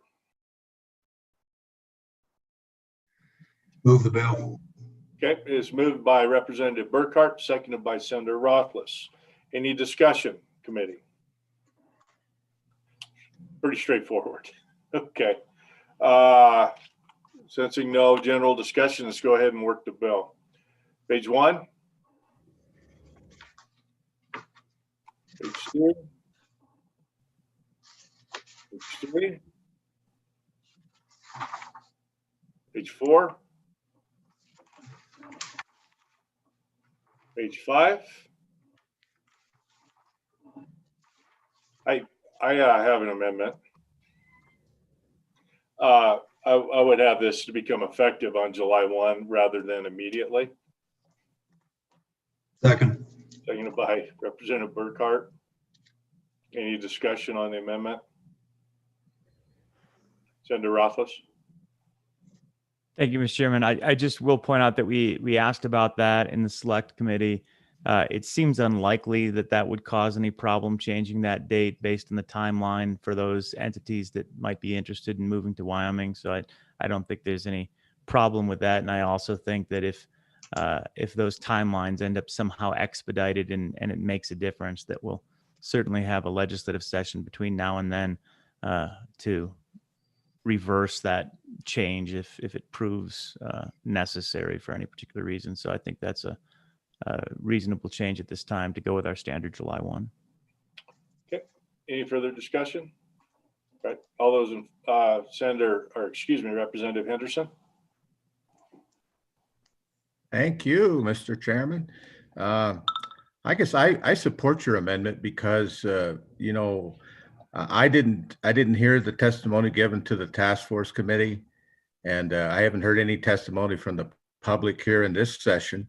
So even though we have a session coming up, I think you're wise to go ahead and make this change now, and that'll allow the folks who do want to make their perspective known the opportunity to do so earlier rather than later. And I think we're not going to rush into this. There may be some things here that we haven't thought about. Thank you. Okay. All right. Thank you. Any further discussion, committee? All those in favor of the amendment, raise your hand. Okay. That was unanimous. That amendment's adopted. Any further discussion or amendments on the bill? Okay. Sensing that you're ready to vote, roll call vote is required. Mr. Chairman, this is a roll call vote on 21 LSO 189 version 5 as amended. Senator Beitman. Yep, we'll leave the vote open for him, Senator. Thank you. Senator Coe. Aye. Senator Rothfuss. Aye. Senator Wasserberger. Aye. Representative Burkhart. Aye. Representative Crank. Aye. Representative Duncan. Aye. Representative Ayer. Aye. Representative Furphy. Aye. Representative Henderson. Aye. Representative McGuire. Aye. Representative O'Hearn. Aye. Co-Chairman Anderson. Aye. Co-Chairman Greer. Aye. That passes, Mr. Chairman. Okay, thank you. All right, committee, we are, believe it or not, we're just a little bit ahead of schedule. Now would be a good time to take a break, and we'll come back at 10:30 with the tax amortization bill. Senator Rothfuss, I think your working group is scheduled first to give us a review. So let's go ahead and break till 10:30.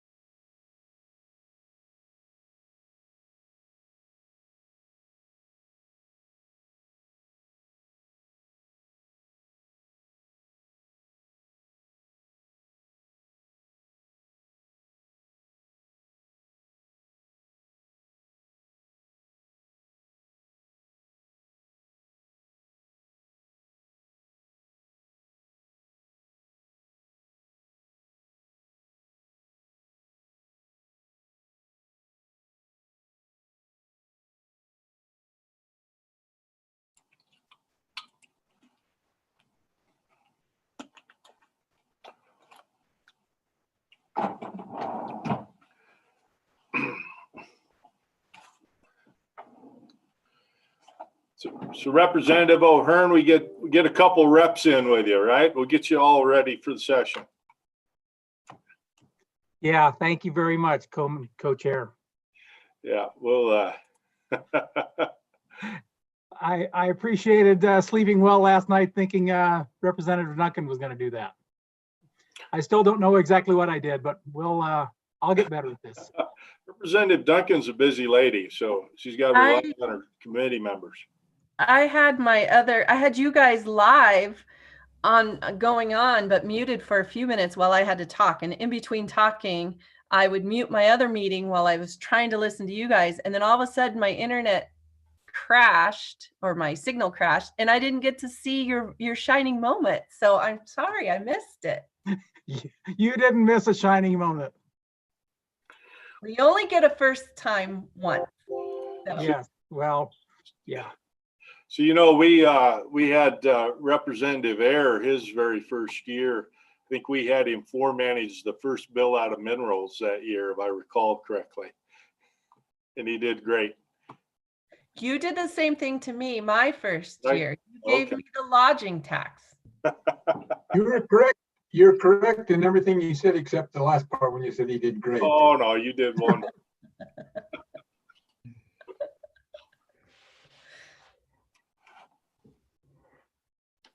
See, if you have me supporting you, you have nothing to worry about. It'll go smoothly. It's when I don't support you. True statement.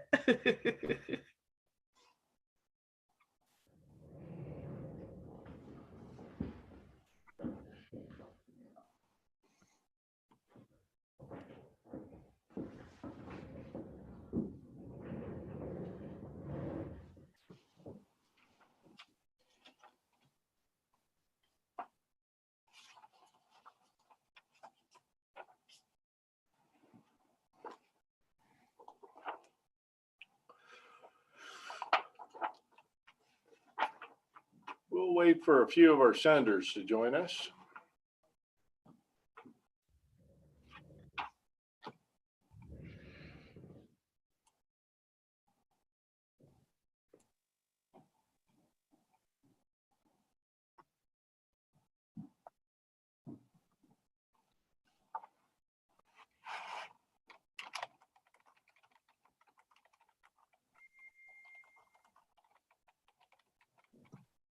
I'm here, Mr. Chairman. Okay, sorry, I was responding to the city of Rollins wants to be able to comment on this, and they had sort of reserved a little bit of time yesterday, so I was just thinking that it was okay.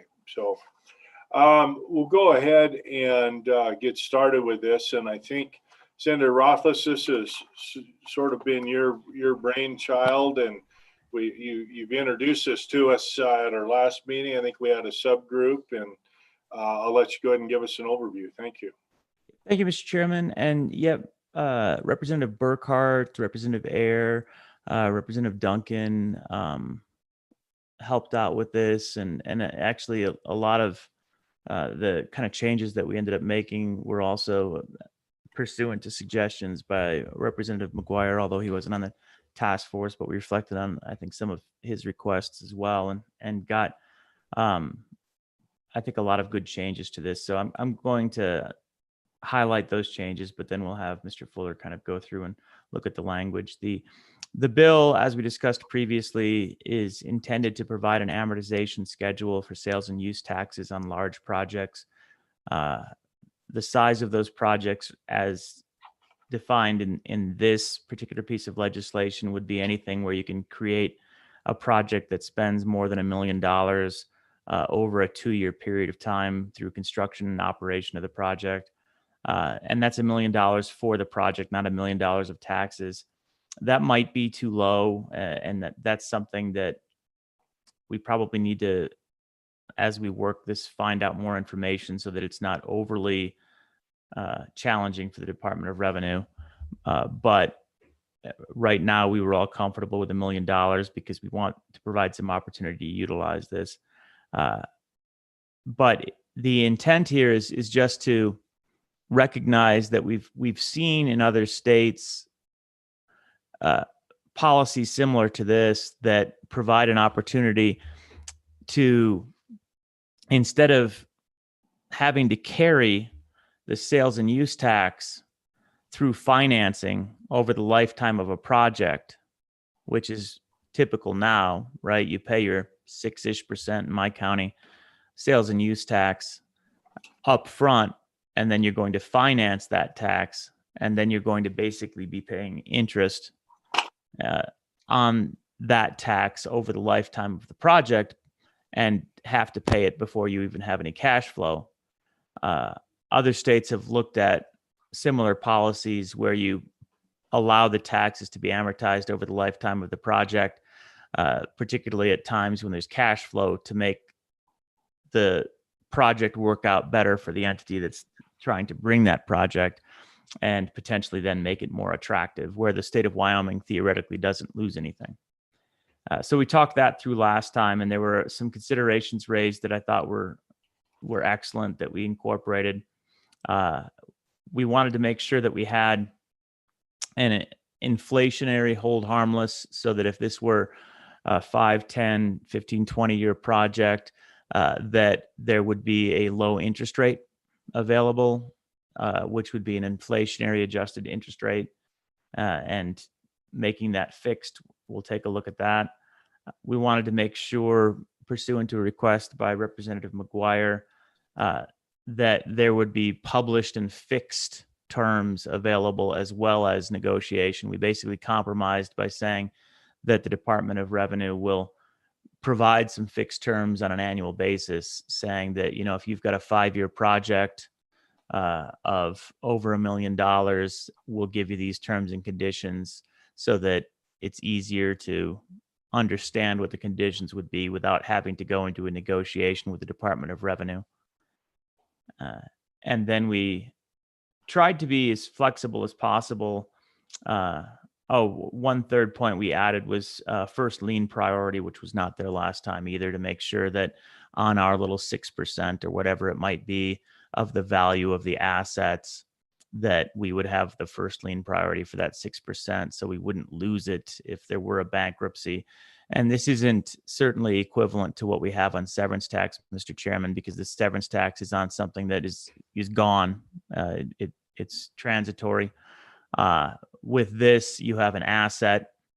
The tax is 6% of the value of that asset at its purchase date, effectively.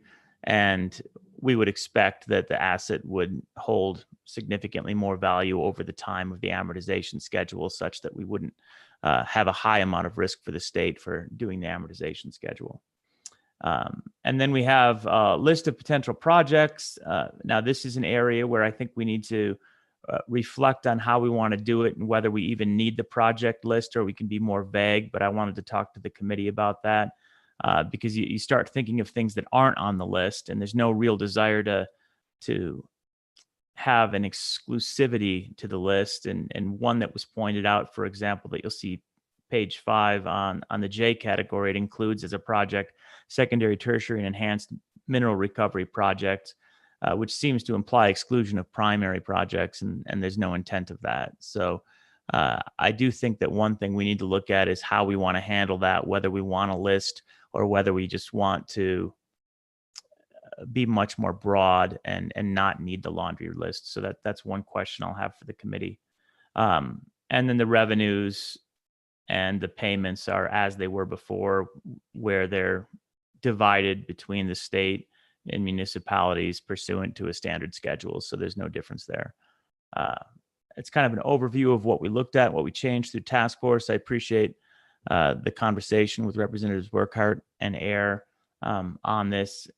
I think it can provide us with a good opportunity to be more attractive for larger projects in the state of Wyoming as projects are being developed without necessarily giving up money, giving up tax revenue. So that's the hope, Mr. Chairman. And so, Senator Rothfuss, this would only be available if the locals agreed to do that. Is that correct, or is this an option at the election of industry? Mr. Chairman, as it's phrased, it's an option at the election of industry. There's nothing that says that we couldn't do it as an option, a joint option as well. If the committee chose that, we talked a little bit about that. The challenge, if you have to enter a negotiation, gets back to what Representative McGuire suggested, where it seems like it's a different story in recruiting if you just have something available. If you don't have to jump through hoops, enter a negotiation, have some bureaucracy and work it all out. If it's just, hey, if you come to the state of Wyoming and you've got a $20 million project, we'll amortize that over 5 years for you at a 2% rate or whatever the case may be. It's a trade-off, though, because at that point, we're basically asserting that authority on behalf of the municipality, and that they will, instead of getting their revenues up front, which they're used to, they would be getting it over that 5-year amortization schedule. Yeah, I understand that. Representative Crank, I saw your hand, I thought. Thank you, Mr. Chairman. And I don't remember last time when we talked about this or not, but maybe was there some discussions on, looks like we're creating 2 classes of taxpayers, those that are large, and so the small business guys, the project is 600,000. He doesn't have this option. So did the group have any discussion on we're creating 2 different classes of taxpayer here, aren't we? Senator Rothfuss, go ahead. Thank you, Mr. Chairman. Representative Crank, it's a good point where to draw that line. The concept is that you have a little bit of work involved in the amortization schedule, and that there's a little bit of trade-off. If it were a ridiculously easy system and ended up having no administrative overhead, I think you can lower that $1 million project to something much lower and try and make it so that it was more readily available. In fact, we had a conversation about, why can't you do this with your vehicle purchase? And I'd support that too. But it's sort of in a different category and a different ease of operation in terms of what we're anticipating here, where we're trying to attract projects. I'm not averse in any way, Representative, to exploring those possibilities as well, where if you have what you consider to be as a family a large purchase, you have the opportunity to amortize those taxes over a few years if you make that choice. I think that would be very beneficial. And vehicle purchases, to me, are the first thing that kind of jumped to mind, where we know that the taxes on a new vehicle purchase are substantial and they end up getting financed as well. That wasn't kind of down the center of the purpose of this bill, but it's still a good policy, I think, for us to explore. But I don't know that it fits well within the way this bill is structured, if that makes sense. And I don't certainly mean to create multiple classes of taxpayers. The idea is a large project with a large amount of taxes we can justify an additional administrative burden that we wouldn't otherwise have. And when you think about liens on behalf of the state, for example, for a small amount of money, the idea that the state would hold a $100 lien or something like that starts becoming just administratively challenging, I think. So that's the concept, and I certainly appreciate those thoughts, though, that we want to provide that flexibility to everyone if we can find a way to do it. My general thoughts on this is in front of this committee because economic development is part of our purview. And my thoughts are that the large projects and how we compete with other states in our environment would require a much larger number than $1 million myself. So I would go the other way. And so anyway, with those comments. So I think, go ahead, Representative McGuire.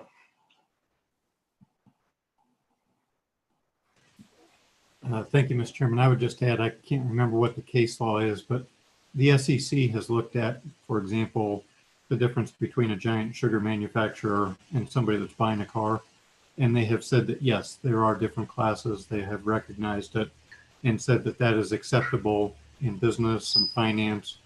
So not picking winners and losers, but there is a difference between somebody who's doing a $20 million project and somebody who's buying a brand new $70,000 pickup. Thank you. And there are no large sugar manufacturers in Wyoming. They're just small guys. So, okay, with that, Mr. Fuller, would you walk us through the bill? Mr. Chairman, I can do that. This is 12-01 on the meeting materials. And Mr. Chairman, just a couple of notes before we begin. First, the city of Rollins, they will be here for public comment. So they're on deck for that. Yeah, they gave us notice testifying yesterday, and I'm not going to be that strict on the procedure, so we'll allow them to testify. Yeah. And then, Mr. Chairman, in response to a question, and I don't recall exactly how it was phrased, but I do want to note that the changes in this bill draft are only to the statutes dealing with state sales tax and state use tax.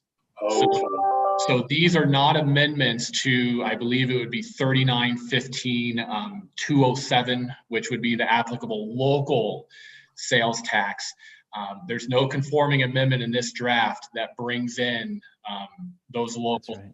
And in fact, I think the language in that section right now just says there are no specific applicable provisions for payment in the local section. Thank you, Mr. Fuller. And that would explain why WHAM and the Wyoming County Commissioners Association aren't scheduled to testify. Right. Okay. All right. Yep. Thank you. Thank you, Mr. Chairman. Thank you, Mr. Fuller. Yeah, that's better clarification there than what I provided. Thank you. Yeah. Okay.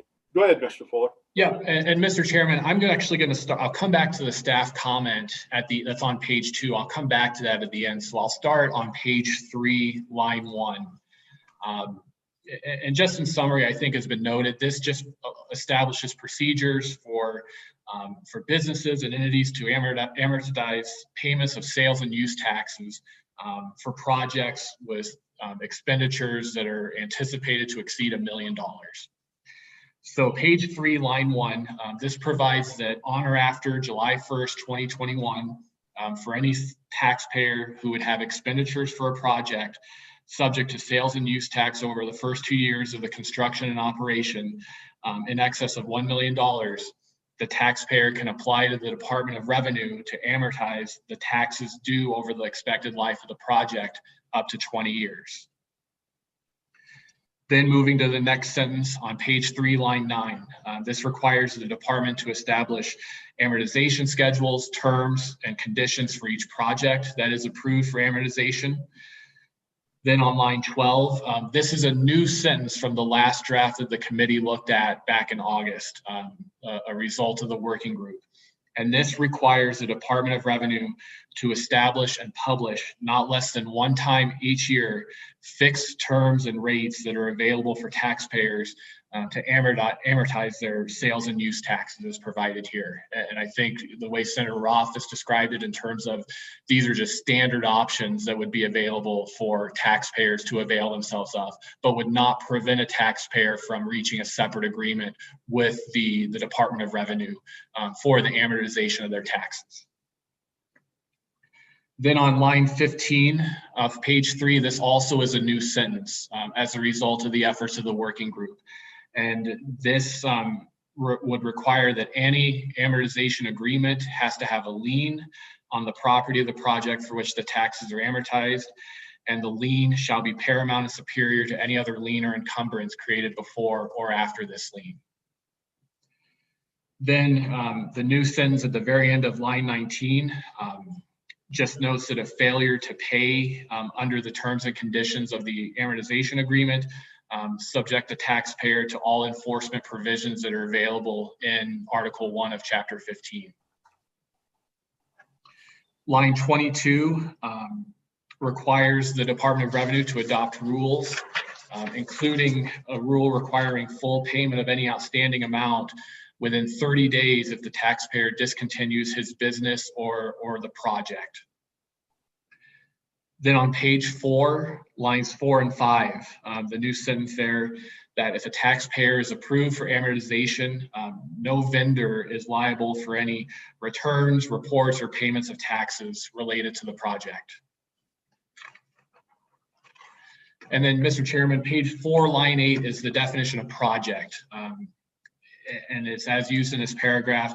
It starts off broad, any land, building, or other improvement in all real and personal property, including machinery and equipment suitable for, and then beginning on line 13 is a list of various items that limit what types of projects would qualify for amortization under this bill draft. So that'd be manufacturing and processing of agricultural and manufactured products, storing, warehousing, distributing, or selling agricultural, mining, and industrial products, healthcare, including any facility that's used or occupied by any person for providing healthcare services like nursing homes, airports, parking facilities, or storage and training facilities, industrial park facilities, sewage or solid waste disposal facilities, any facilities that furnish electricity, gas, or water, any other project that a municipality could finance under 151701, which provides for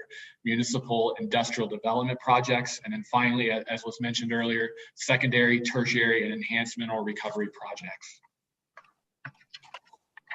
Moving on to page 6, this is a new subsection R in the statute regarding compliance. And this just notes that revenues for amortized payments that are made for a project are distributed as they normally would be under subsection B of the section. So I believe around 69% going to the general fund and so forth. That's not changing. Page 6, line 14, this is a conforming amendment for payments for use taxes. So it just makes everything previously in the bill draft applicable to state use tax. And then page 7, line 1, this is another conforming amendment to the distribution of state use taxes in accordance with the collections for amortized taxes. And then the bill draft would be effective immediately. And with that, Mr. Chairman, I'm happy to answer questions. Committee, we may have more questions, Mr. Fuller, as we work the bill. So, yeah. And Mr. Chairman, my apologies. I noted I would move back to the staff comment on page 2. And these just highlight, I think have been referenced already, considerations that the working group wanted to highlight, mostly revolving around the interest rates that would be established for any amortization agreement. And there are 2 main questions, and this is at the bottom of the staff comment, just whether a certain minimum rate should be specified in this statute, and if so, what that rate should be, and whether the interest rate should be tied to or reference inflation, and if so, whether a specific index should be included in the statute. Okay. All right. Thank you. Senator Rothfuss. Thank you, Mr. Chairman. And those are questions that we wanted to come back to the committee for, and we had discussions, and honestly, there's good arguments, I think, on both sides of the conclusions there. The way it's drafted right now is actually fine, but it might need more clarity in some of those factors. And then the other aspect, which I think can be considered, but again, doesn't have to be a part of this bill draft, would be, it would be rational to have a local option at their discretion, but that would take significant change in drafting, and maybe that's a future phase kind of thing as well, or a future amendment. So it doesn't provide that local option. But as I mentioned a little while ago, that's something we could do, and they certainly couldn't waive it at this point in time based on the way this is structured. But there might be some advantage to providing a local option to participate in the same type of structured agreement. So there are several considerations we could look at. Okay, why don't we then we'll move to public comment, and we can allow the city of Rollins to come in. And so so we have the city manager, and I'll wait for the audio button to quit moving here, or the little dancing periods.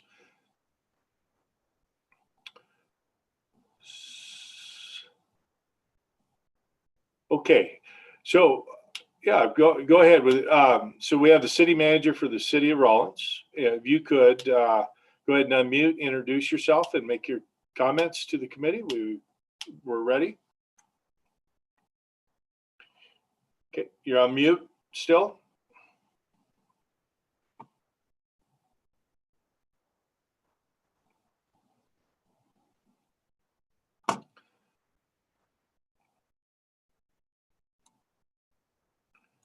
You're still on mute and I can't unmute you. There you go. Okay. Yeah, you're on mute still? It is.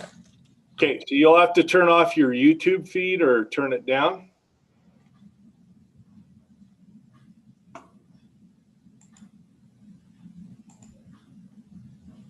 Okay, can you hear me? Yes, we can. Okay, perfect. Go ahead. Please introduce yourself. Okay, my name is Jody McClurkin. I'm the new finance director for the city of Rollins. And so the city manager and the city attorney are unavailable, so I stepped in to present our thoughts on this bill. And so thank you for this opportunity to do so. And I have reviewed the draft bill, and as such, we would be in support of it, contingent on that we do receive our municipal portion of the taxes. And so we would be in support in that, in looking towards the long term rather than just the short term, such that, as was mentioned, we could get it all up front. But if it brings in additional revenue over time or additional businesses and promotes that economic development, we would be willing to have that spread out over time and take the longer view on it. So that's our position at this time. We know that it's in a working process. And so we just want you to know that we would be in support of it. Okay. And I'd be happy to answer any questions that you might have. You bet. I think Senator Rothfuss is going to ask my question. So go ahead, Senator. Thank you, Mr. Chairman. And we appreciate you joining us today. And the question I have is getting back to what I was saying a few minutes ago about a local option. Would you be interested in having a local option for projects where you could locally participate in the same terms and conditions? I mean, I guess there's two ways to do it. You could negotiate separately, or you could engage in the state's terms and conditions, and maybe we could provide that flexibility.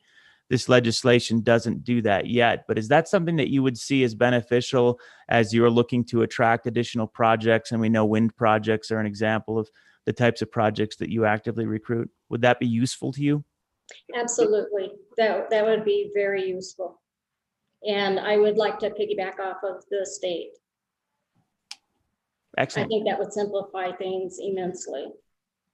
Thank you. Very, very clear answer there. Thank you, Mr. Chairman. Thank you. Representative Henderson. Thank you, Mr. Chair. And thank you for being here this morning. I appreciate your testimony. Thank you. I think where you're at the local level is where this is potentially going to be the most important. My question is, currently, with the projects that are ongoing, people get into or entities get into situations where they can't make their tax payments. Is there a process locally now for making arrangements for those payments in such a way that they can spread them out over a period of time? That's a very good question. And I should let you know, I've been here about a month. So my understanding is that we don't have anything written. And I understand there is a risk and that the interest is really covering the inflation.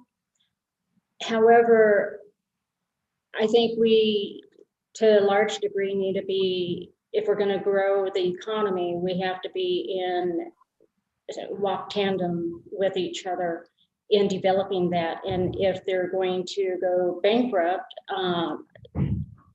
then that is what it is. I would like to have the opportunity to be the first, if it did that, to get paid. So I like the portion where you do have that superior to the anything else that may be a lien against the property. And I think that would go a long way towards mitigating that risk. Okay, follow up, Representative. Thank you, Mr. Chairman. My follow-up has to do with, you have the government, you have the public sector, and you have the private sector, and the entities involved in each sector. And so how can we avoid the government supplanting the private sector and maybe, be more of a supporting player, if you will? And we have a number of economic development activities ongoing, as you know.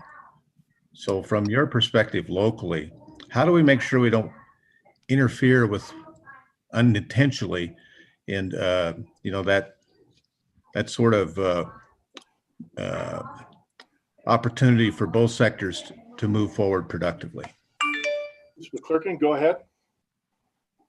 Well, I think that you take it and apply it fairly. It may not be necessarily equal benefits to each company wanting to start a new business here, but they could have the same opportunity.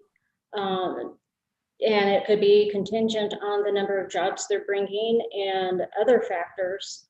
But I think you also have to look at the weight that a larger one brings versus a very small business and consider each one independently and possibly offer them, like was mentioned before, they could participate, their taxes are going to be smaller, but again, it would have to be at such a point where we're not administratively taking on such a burden that it's costing more to administer it than what the benefit is to the business. Okay. Thank you very much. Appreciate it. Yeah. Committee, any further questions? Okay, I don't see any. We appreciate you joining us today and your insight and your comments. Thank you very much. You're welcome. Thank you. You bet. Bye. Okay. Okay, committee, we don't have any further items. In just a second here, I'm trying to, there we go. I'm trying to look at my agenda to see where we are on time. So, okay, we'll close public comment on this bill. And then, so what is the committee's pleasure? Representative Furphy. Thank you, Mr. Chairman. Let me ask, have we gotten any input from the Department of Revenue? I'm looking at this. They're going to have to make the decisions whether a company should qualify for spreading out these taxes over 20 years. So have we heard from them at all? Thank you. So Senator Rothfuss, with the subcommittee, did the Department of Revenue have any comments? No, Mr. Chairman, I believe we heard a little bit from the Department of Revenue last meeting, but they didn't weigh in further. And again, we can reach out to them. It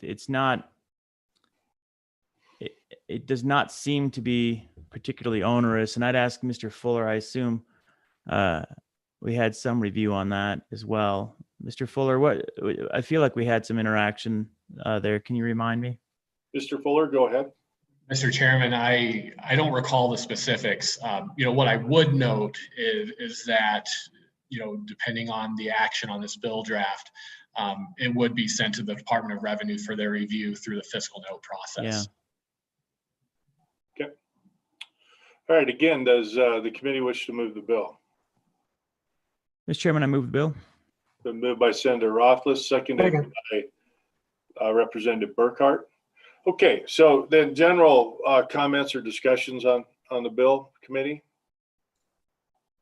Representative Burkhart. Thank you, Mr. Chairman. Bill.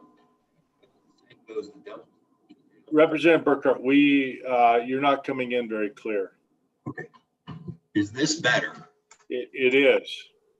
Okay, I'll get closer to my computer. I like it.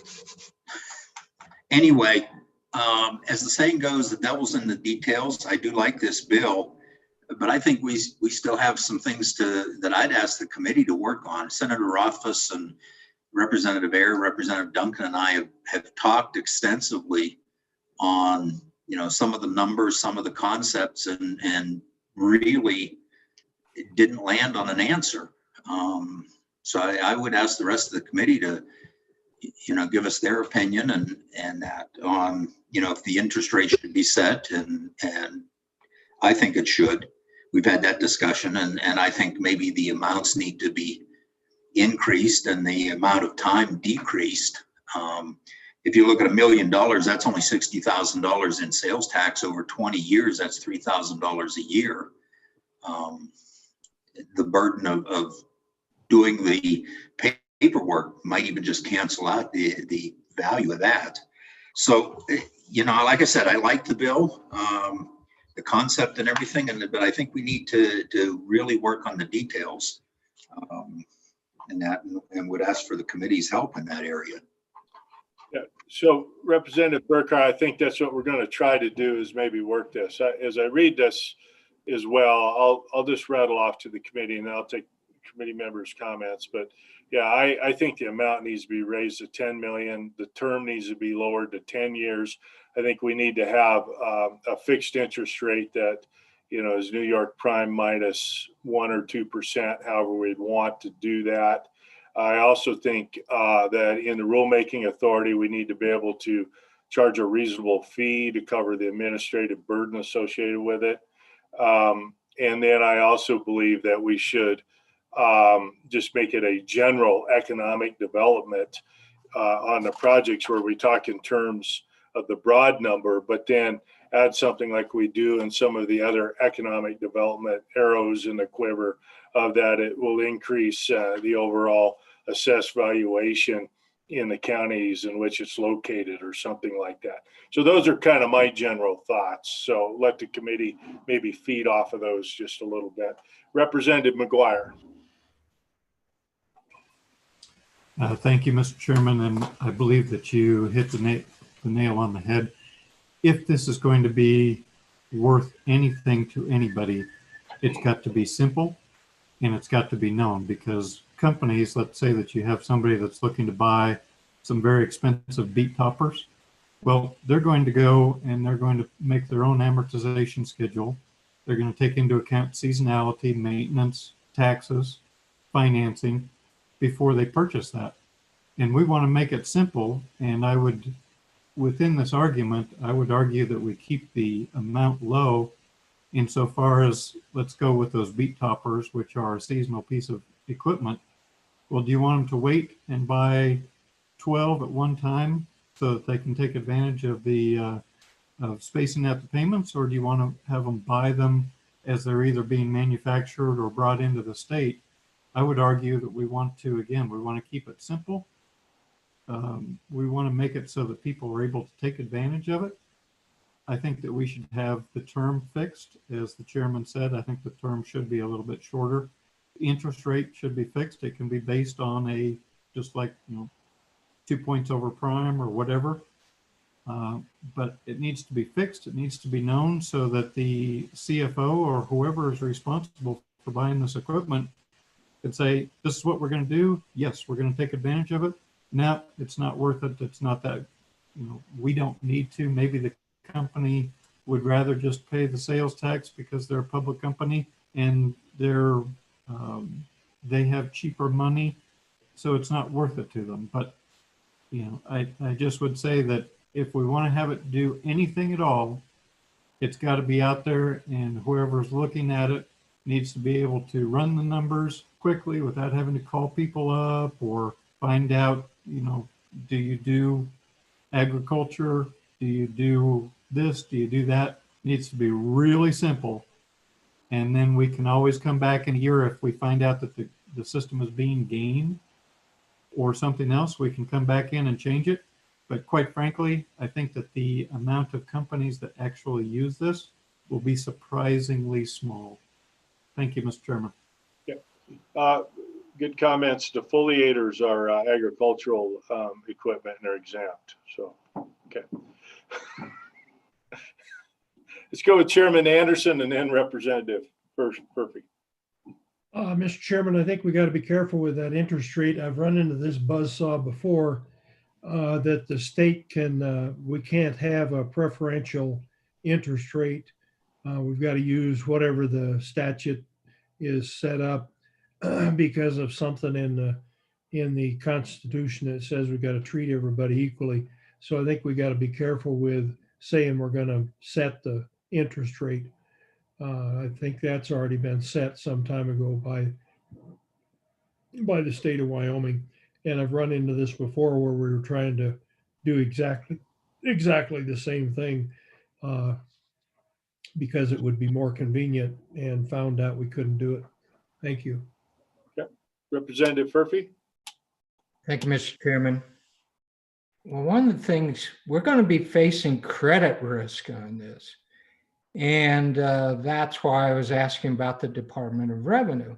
So the Department of Revenue is going to have to take a look at these companies and see how financially sound they are before we make a 20-year loan to them at a fixed interest rate. Otherwise, we're putting the cities and counties at risk. So that's some of my concern. Anyway, I'll stop there. Okay, so Senator Rothfuss. Thanks, Mr. Chair. And I wanted to start by addressing Representative Furphy's last concern. And the concept with this and the risk side of it really is the idea that if the total potential liability is equal to the sales tax, and even if you had the full sales tax, so we'll say 6% or something along those lines, and you have a lien against the asset value, and you have explicit policies about the amortization schedule where the depreciation is such that the value of the asset will always be substantially greater than that first lien, the risk should be exceptionally low. And that was the intent of structuring it, how it's structured. Again, it's not like the severance tax concern that we've been working for a while, where the asset is gone, that you have the outstanding tax on. In this circumstance, the lien is specifically on the asset, and you had, at least at a certain date, unless somebody commits fraud, you've got an asset value that is associated or is known and is associated with that tax liability on that fixed date. So risk, as long as, if you're buying a computer and you're amortizing it over 20 years, that's a bad idea. But as long as there's some thought that goes into the depreciation of the asset with regard to that first lien priority, I think risk can be heavily mitigated to the point where it's negligible. It is the intent of this. Yep, Representative Furphy. Part of my point is, if the company files bankruptcy, even though you've got a lien on whatever, let's say wind turbines, we got a lien on the wind turbines. To work through the bankruptcy courts is going to take years. And then you've got to sell the wind turbines to get your money out of them. So I'm saying we need to be careful about taking credit risk here and think it through carefully. I understand your point.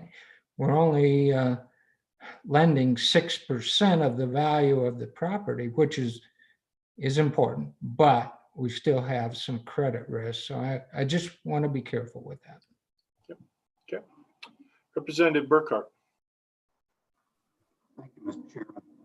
One question, I think, maybe regardless of what we do with the bill, I would ask the department is, in their statute, in the statutes for the department, do they have the teeth to enforce this? And not so much even bankruptcy as third year into I'm just picking a number, 10-year loan, the company just says, nah, we aren't going to pay it anymore.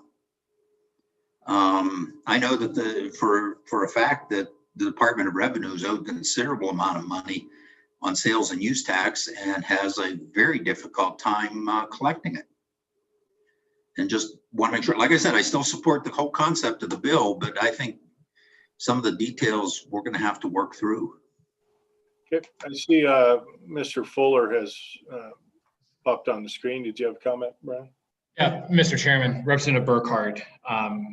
That's kind of the idea of the sentence on page 3, lines, the end of 19 through 22, in terms of the enforcement provisions under this article. So that would be 39-15-108, and basically authorizes the department to conduct audit.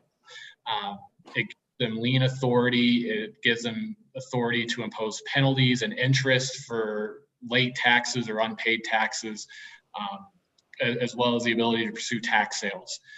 So that section would apply to any taxes amortized here. Mr. Chairman, I understand that, but in my discussions previously on some other issues with Department of Revenue, they're reluctant to pursue all of those methods because they haven't been real successful with them. And I just want to make sure that if we would do this, the state would have a way to recoup the money. I mean, I have no problem assuming somebody's property and selling it.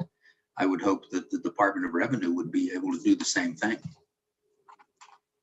Well, that's more philosophy versus statutory right or authority. So, yeah. Okay. Any other comments from the committee, and then we can try to work it. So, Representative Crank. Thank you, Mr. Chairman. I just have a question on page 4. I just don't know that I understand how to work on page 4, lines 6, 7, and 8, where we're talking about if a taxpayer is approved for amortization of the sales and use tax under this paragraph, no vendor shall be liable for returns, reports, payments of taxes related to the project. I'm not sure, what are we talking about, or what is happening there? Well, that means that if I sell pumps to the person building the project, I'm not responsible for the collection of that tax as the person selling those pumps, where you are otherwise. So, Mr. Fuller, maybe you can expand upon that. Mr. Chairman, I don't think there's a need. That's the idea, is that whoever is selling, for example, materials or what have you for the project, that seller would not be responsible for any returns or reports or paying those taxes that would be amortized. Yep. Representative Crank. So as I understand it then, so if I'm not under a program like this, the vendor may be responsible to pay those taxes. They are. Yes, they're responsible to collect that if they're selling in our state. Yes. Thank you. Okay. Okay. Committee. All right. Well, let's try to work this. I chuckle, right? So with respect to page 1, I think we're fine. Page 2 is basically the staff comment. So then let's go ahead and start on page 3, and then I'll just try to help us guide here. Is the first is really the threshold, 2 years and $1 million. Are there any amendments to that? Senator Rothfuss. Mr. Chairman, I'll just go with yours, which I think is fair. We'll start off at $10 million as an amendment on line 6. Project in excess of $10 million instead of 1. We'll start with that. Is there a second? Okay, Representative Duncan seconded that. Any discussion? We've kind of debated it already. Go ahead, Representative McGuire. Thank you, Mr. Chairman. I would, especially for the person who drafted the bill, I would advocate staying with the lower threshold, at least for a while, give it a shot. But honestly, how many $10 million projects do we have coming into the state at any given time? So I think that threshold would be so high that we would have little or no very few companies would take advantage of it. Thank you. Okay. Any further discussion?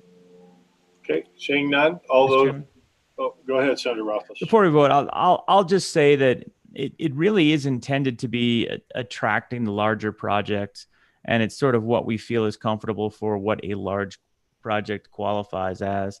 There's the trade-off between the administrative and the economic development for the state. So I'm comfortable with $10 million as a good starting point, honestly. And when we wrote legislation similar in the past, I remember one bill we had $50 million as the beginning trigger, if I recall correctly.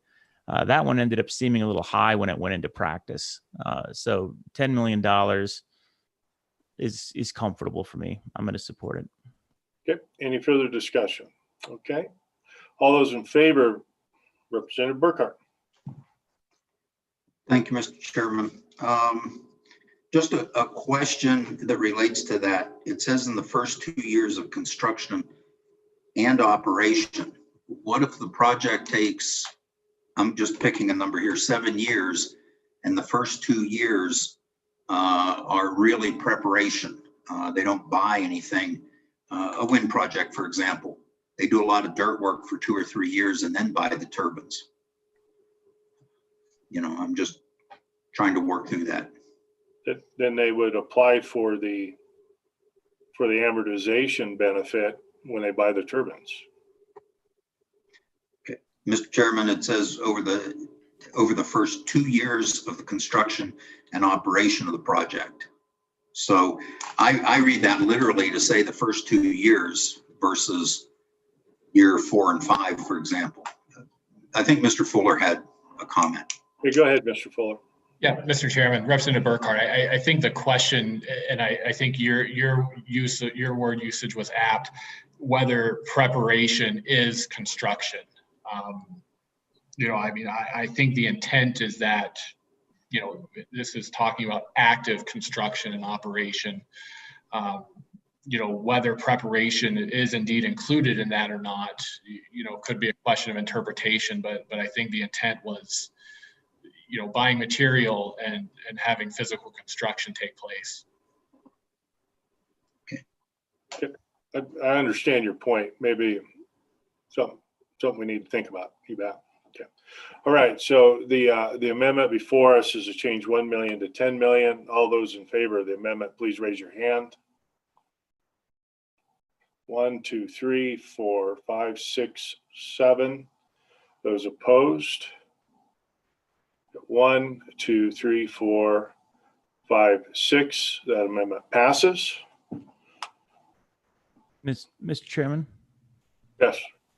And on that one, I mean, maybe someone else has an idea of middle ground that would get 13 votes or whatever out of that, and I'd be amenable to that. But the next amendment I would make is on page 3, line 9. I would move to strike 20 and replace it with 10. So at least in the initial time, we'll limit our amortization schedule to a 10-year timeline. Is there a second for the amendment? Seconded by Representative Furphy. Any discussion? Seeing none, all those, Representative McGuire.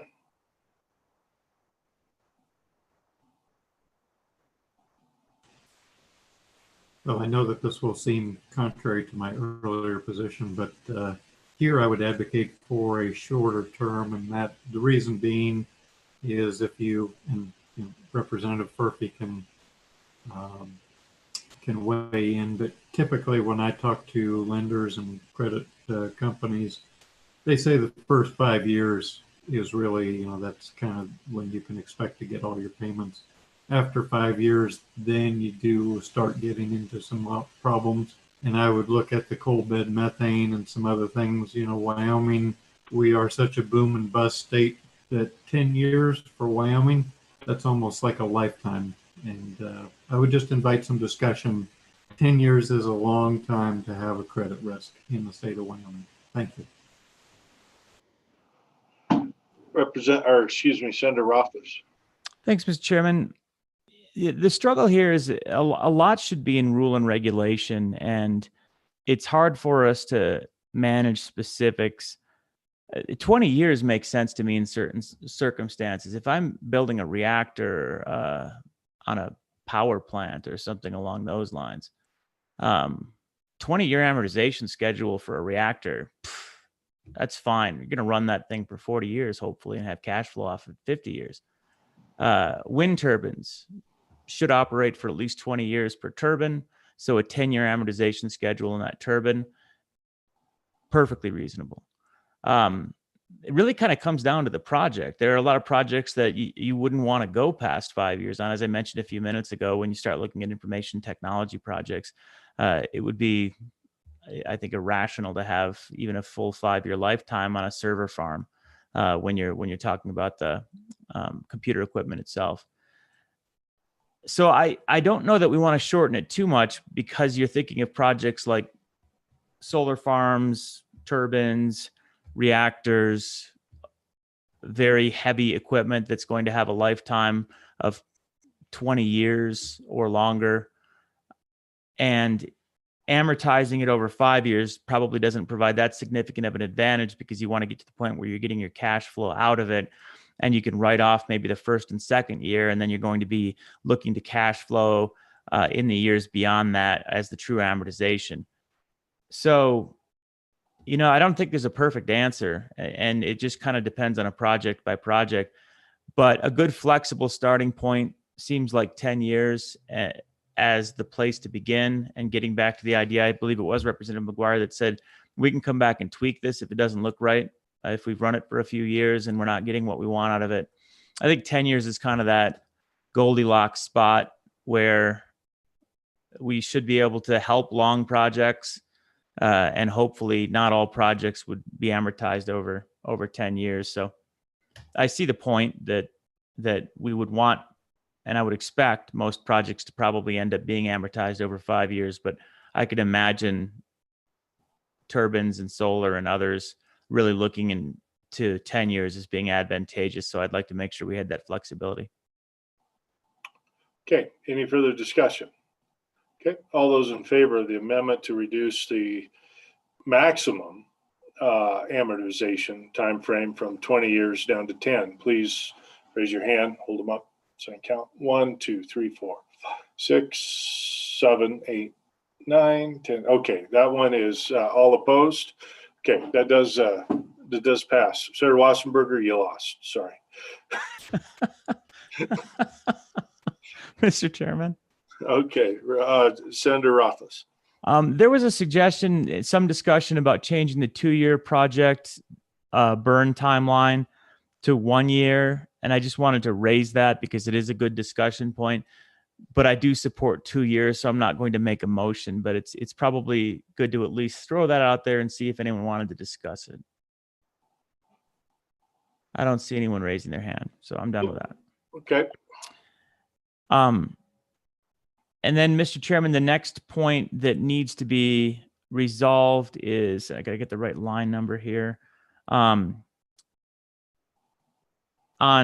lines 9 and 10, page 3, this is where we talk about the amortization schedules. The department shall establish amortization schedules, terms and conditions for each project that is approved for amortization under this paragraph. This is where we would potentially put the language that we see in the staff comment above, where we add some language: fixed interest rates tied to projected or projected inflation rates. And if we want to be more specific about the interest rates that are utilized, but this is where Co-Chairman Anderson's comment comes in, where maybe we don't want to be specific and maybe we want to be vague and allow those to be set by the department based on what they're allowed to do. So I'm okay with existing language, actually, based on Co-Chairman Anderson's discussion. Okay. But so is there any committee member that wants to amend that provision? Okay, I'm not seeing any, so let's go ahead and Senator, we'll just keep moving on through. I would go ahead, Representative Bear. Thank you, Mr. Chairman. Actually, I'm out of turn here a little bit. I needed to go back to our 2-year startup provision where it says "and operation." So are we saying they will be able to amortize their sales tax on purchases of actual operation of the facility, not just the construction cost? Is that our intent here? No, I think that is defining when they're spending the money and making the purchases. It's a time frame in which the purchases are being made, Representative Bear. Okay. Does that help? All right. Okay. Yeah. Okay. The one, and I may have to, it's a little awkward as the chair doing this, but Mr. Fuller, I would like to make it clear that the department has ability to charge fees because there's going to be a cost associated with this. And is that what are your thoughts? Do we just do that at the end, or should that be included in this very long section?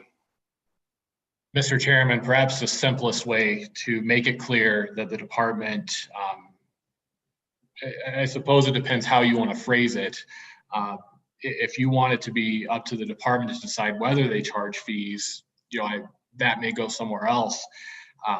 If you want to mandate that the department charges fees, the simplest thing to do would be on line 10, just say the department shall establish amortization schedules, fees, terms, and conditions.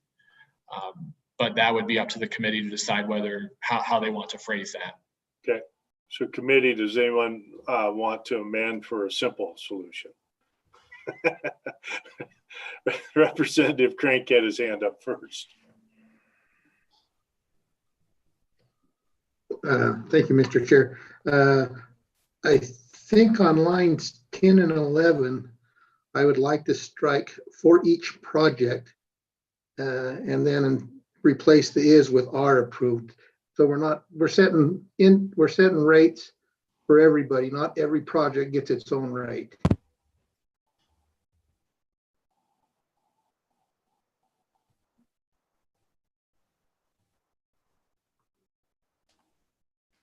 Okay. Is there a second? Second. Seconded by Duncan. Okay. Discussion? Representative Air. Thank you, Mr. Chairman. Doesn't the next sentence on lines 12 through 14 kind of set that as something that department would do so it'd be a set amount that somebody could come to and know what the terms and conditions were going to be? Well, go ahead, Representative Cranky, then I have a thought. So go ahead with your thought. Thank you, Mr. Chairman. I think you're correct, Representative Air. It's just that this is kind of contradictory to that part of the paragraph there. So that's why I present that. Mr. Chairman? Go ahead, Senator Rothfuss. Thanks, Mr. Chairman. They're not contradictory. They're actually intended to be both ways. So Representative Crank's amendment changes what happens, and it's very worthy of consideration. The idea as drafted was to provide the department with flexibility to come up with specific terms and conditions based on a specific project. So that's what you see in lines 9 through 12. And that was how it was originally drafted, was that you figure it out because you don't know how many years the right number of years is, for a given project, particularly when it was 20 years. You could imagine that they might want to amortize over 16 years. And then when you start doing all of the calculations, you end up with an interest rate that's different than what you end up with if you end up with 7. So the idea was to provide flexibility to the department to meet this interest or the interests of this paragraph through a negotiation. And then the next paragraph, or excuse me, the next sentence, I should say, was to address Representative McGuire's concern from last time, which was, but we really need advertised rates. We need fixed terms and conditions for sort of sample projects that make it clear what the conditions are. And that resonated, I think, with everybody on the working group that, yeah, if you want to advertise this, you need to be able to say, we've got a 5-year mortgage for 3.25% or whatever the case is. So that's why they're both there and the phrasing is different. And if we're back to 10 years, Representative Crank's motion is reasonable. We just would have fixed rates. They would establish a schedule, and we can do that. And then you just either accept or don't those terms and conditions, which makes it easier. There's no question about it. You don't have to then negotiate. You just take the term, and that's fine. I'm not averse to this motion. I just want to clarify that that's why the language was what the language was. Okay. Go ahead, Representative Furphy. But I like the way it's written. Each project should have different parameters in terms of length of the project and interest rates, et cetera. They can maybe publish, okay, our 5-year rate is this, our 10-year rate is this, but I think they should have the flexibility to make that determination. So I'm not in favor of taking out them being able to establish on a specific project what the terms are. Okay. All right. So the amendment, the proposed amendment, go ahead, Senator Rothfuss. Thanks, Mr. Chairman. There was one thing I forgot. I'm sorry to belabor this, but the concept for an amortization schedule, if you have a 10-year schedule where you make no payments in the first 2 years, would be another example. We need to get our cash flow going, so we're going to make it heavier later, and maybe we take an interest hit on that or something along those lines. Is the type of concept that you might not anticipate through published rates that a project might really be interested in, and that might be the difference between them coming to Wyoming or going somewhere else. So I wanted to point that out before the vote. Okay, so in concept, the amendment before us is whether the Department of Revenue will establish one set of terms, conditions, and rates, or have flexibility based upon the nature of the project. Okay, are we clear? All right, any further discussion? All those in favor of the amendment, please raise your hand. 1, 2, 3, 4, 5. Those opposed? 1, 2, 3, 4, 5, 6, 7, 8. That amendment fails. Okay. Just keep moving. We're slowly running behind schedule. Sorry, Mr. Chairman. Mr. Chairman? Yep, go ahead, Senator. Thank you. I move to amend insertion of fees on line 10 so that it would be the department shall establish amortization schedule, comma fees, comma terms and conditions, and then provide flexibility to LSO to wordsmith that if they find a better way to accomplish it. Yep. Is there a second? Seconded by Representative Ayer. Any discussion? I also have, go ahead, Representative. There might be a friendly amendment. We want to put the same thing in the next sentence as well. Mr. Chairman, that's friendly, I believe. And again, we'll leave flexibility to staff. Okay. So that would be in both places, is that the fee and the fee schedule, the fees will be established by rule and the fee schedule will be published.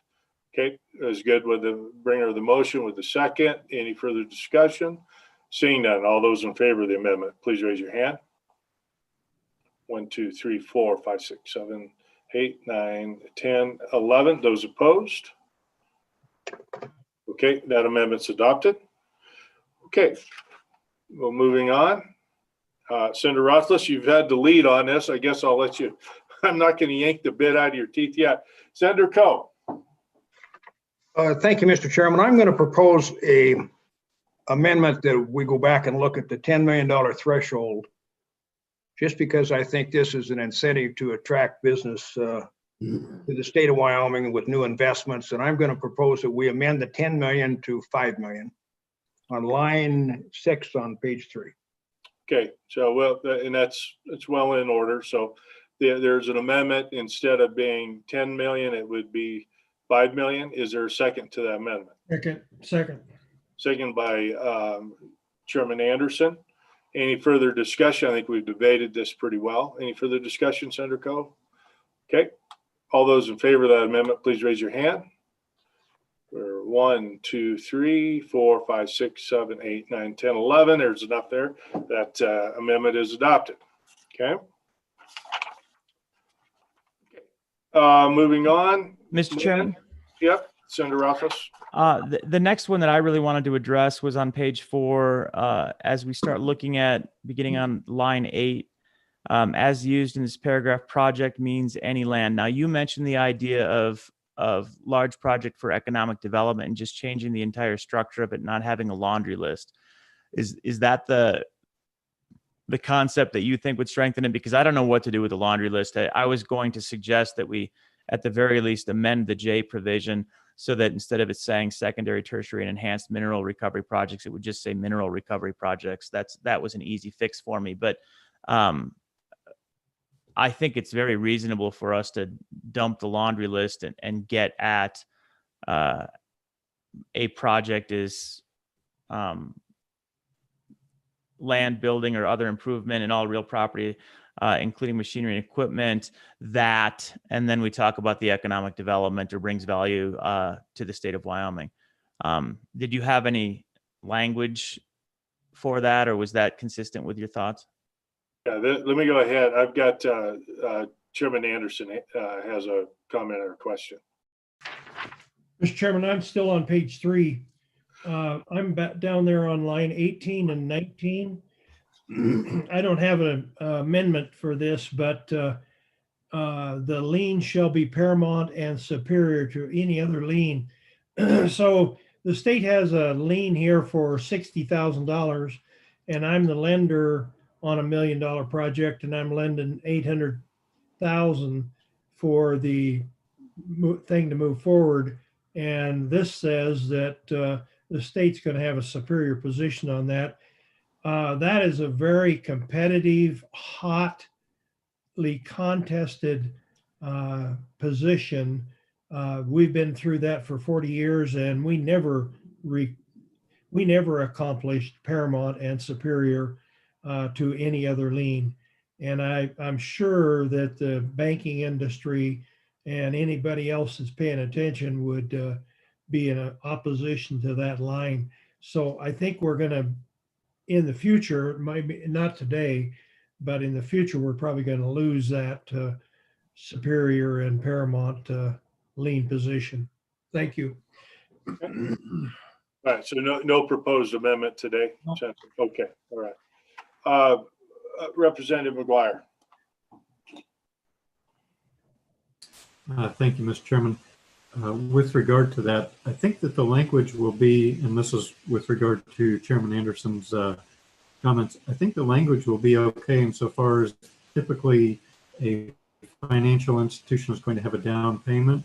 And if, again, going back to my original comments about having simple and known terms, if they know that the taxes have been amortized over a certain period of time, the financial institution can take that into account and make sure that they are covered, and that should there be a default, the financial institution is going to be who's going to pay the taxes, because they're going to want to clear the title so that they can make the next step. So I think that they will take that into account, again, so long as it's out there, it's known, and it's part of the negotiations. Again, if it's a big equipment company and they know that, hey, taxes are going to be paid for the next 4 years, they're going to take that into account with regard to their security instrument. Thank you. Okay. All right then. Senator Rothfuss, and I'll go back to page 4, line 11, in where we had the laundry list. And even though it's not particularly good to have the chair making amendments, but my thought is, committee, we have large project loans. We have quite a few different economic development statutes where we use terminology in terms of that will increase the assessed value within the county in which the project's located and create employment opportunities. It could be that general. And so I will suggest that as a proposed amendment. Mr. Chairman, I'd move that, make that amendment. Okay, that's been moved by Senator Rothfuss, seconded by Anderson, and then a discussion by Representative McGuire. Thank you, Mr. Chairman, and hopefully this would be a friendly consideration. I would recommend including in that something to the effect of that it would not include equipment that can be licensed and driven across the road. And by that, I'm looking at, if you're getting into heavy equipment that's being operated around a manufacturer that makes sugar or something like that, well, it's not easily transportable. It's not easy to make it disappear. Whereas if you have a company that's coming in and they're buying 10, 20 over the road trucks, well, those can disappear really quickly and it's hard to have a security interest. So I would just recommend some kind of language that would include, not necessarily tied down, but not licensed for use on the highway. Thank you. Senator Rothfuss. Thanks, Mr. Chairman. I understand the concern, but I'd actually almost see that as the most valuable thing. Now, it'd be a home run if they came to Wyoming under these terms and conditions and bought all of their mobile equipment that they used in the rest of the country, and we'd still have a lien against it. As a matter of fact, I never thought of that, but now I want that to happen. Okay, so the amendment before the committee is rather for the definition of project is to leave it broad with the language that's there, land, buildings, and other improvements, and all real and personal property, including machinery and equipment, that will increase the property or the assessed value of the county and increase employment opportunities. And then all of the A through J would be deleted. That's the amendments. Okay, we all good on that? Okay, any further discussion? Okay, all those in favor of that amendment, please raise your hands. 1, 2, 3, 4, 5, 6, 7, 8, 9, 10, 11, 12, 13. So that is adopted. Okay, any further, so we'll move on. Any further items? So we'd be already on page 6. Okay. And I see we have Senator Beitman back. So as soon as we conclude the vote on this, we'll pick up his votes on the other two. Okay. Mr. Chairman? Yes. Just for your edification, on page 7, I'll move to amend section 2 so that the effective date is July 1st, 2021. Okay. That's my motion. Is there a second? Okay, seconded by Representative Crank. Okay, all those in favor of the amendment, please raise your hand. Okay, 1, 2, 3, 4, 5, 6, 7, 8, 9, 10, 11. I think I got 11 or 12, so that amendment is adopted. Okay. Okay, any Representative Henderson, any further discussion? Well, thank you, Mr. Chairman. As was mentioned earlier, this is likely going to involve some costs and expenditures. And I was just wanting to ask if we should put in a placeholder, for an appropriation for this. I don't see the need, Representative, but having served on appropriations, Representative Burkhart shaking his head no. So, okay. Any further discussion, committee? Mr. Chairman? Senator Rothfuss. Just briefly, I'll say thanks everyone for their work on this. I think it's in really good shape, and I think all of the comments and all of the changes strengthen the proposed legislation. So thanks, everyone.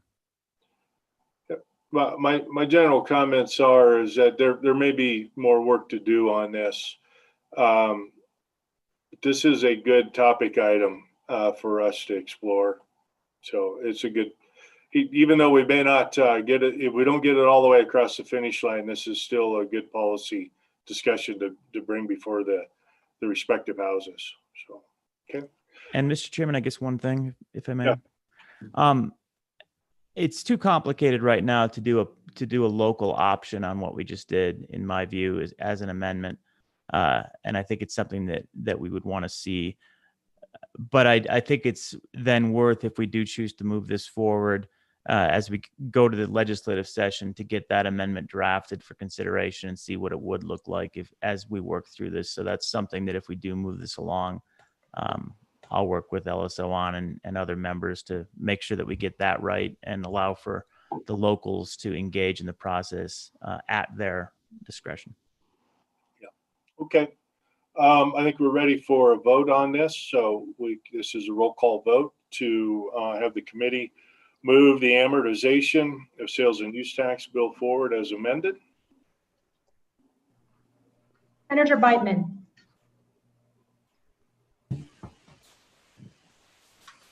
Senator Beitman, are you there? I'm here and I just tuned in, so I'll have to vote no because I missed the whole discussion. So. Senator Coe? Aye. Senator Rothfuss? Aye. Senator Wasserberger? Aye. Representative Burkhart? Aye. Representative Crank? Aye.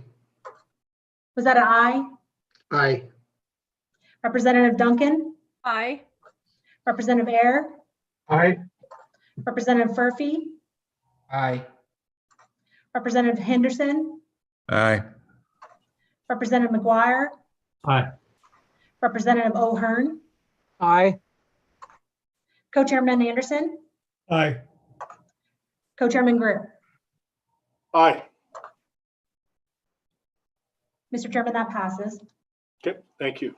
Senator Beitman, we had a vote and we held it open for you, realizing that you didn't get to hear the full discussion, but regarding the Uniform Credit Consumer Credit Code, and then also on allowing a pathway for the charter of out-of-state banks to be chartered in Wyoming, just like an out-of-state national bank could be.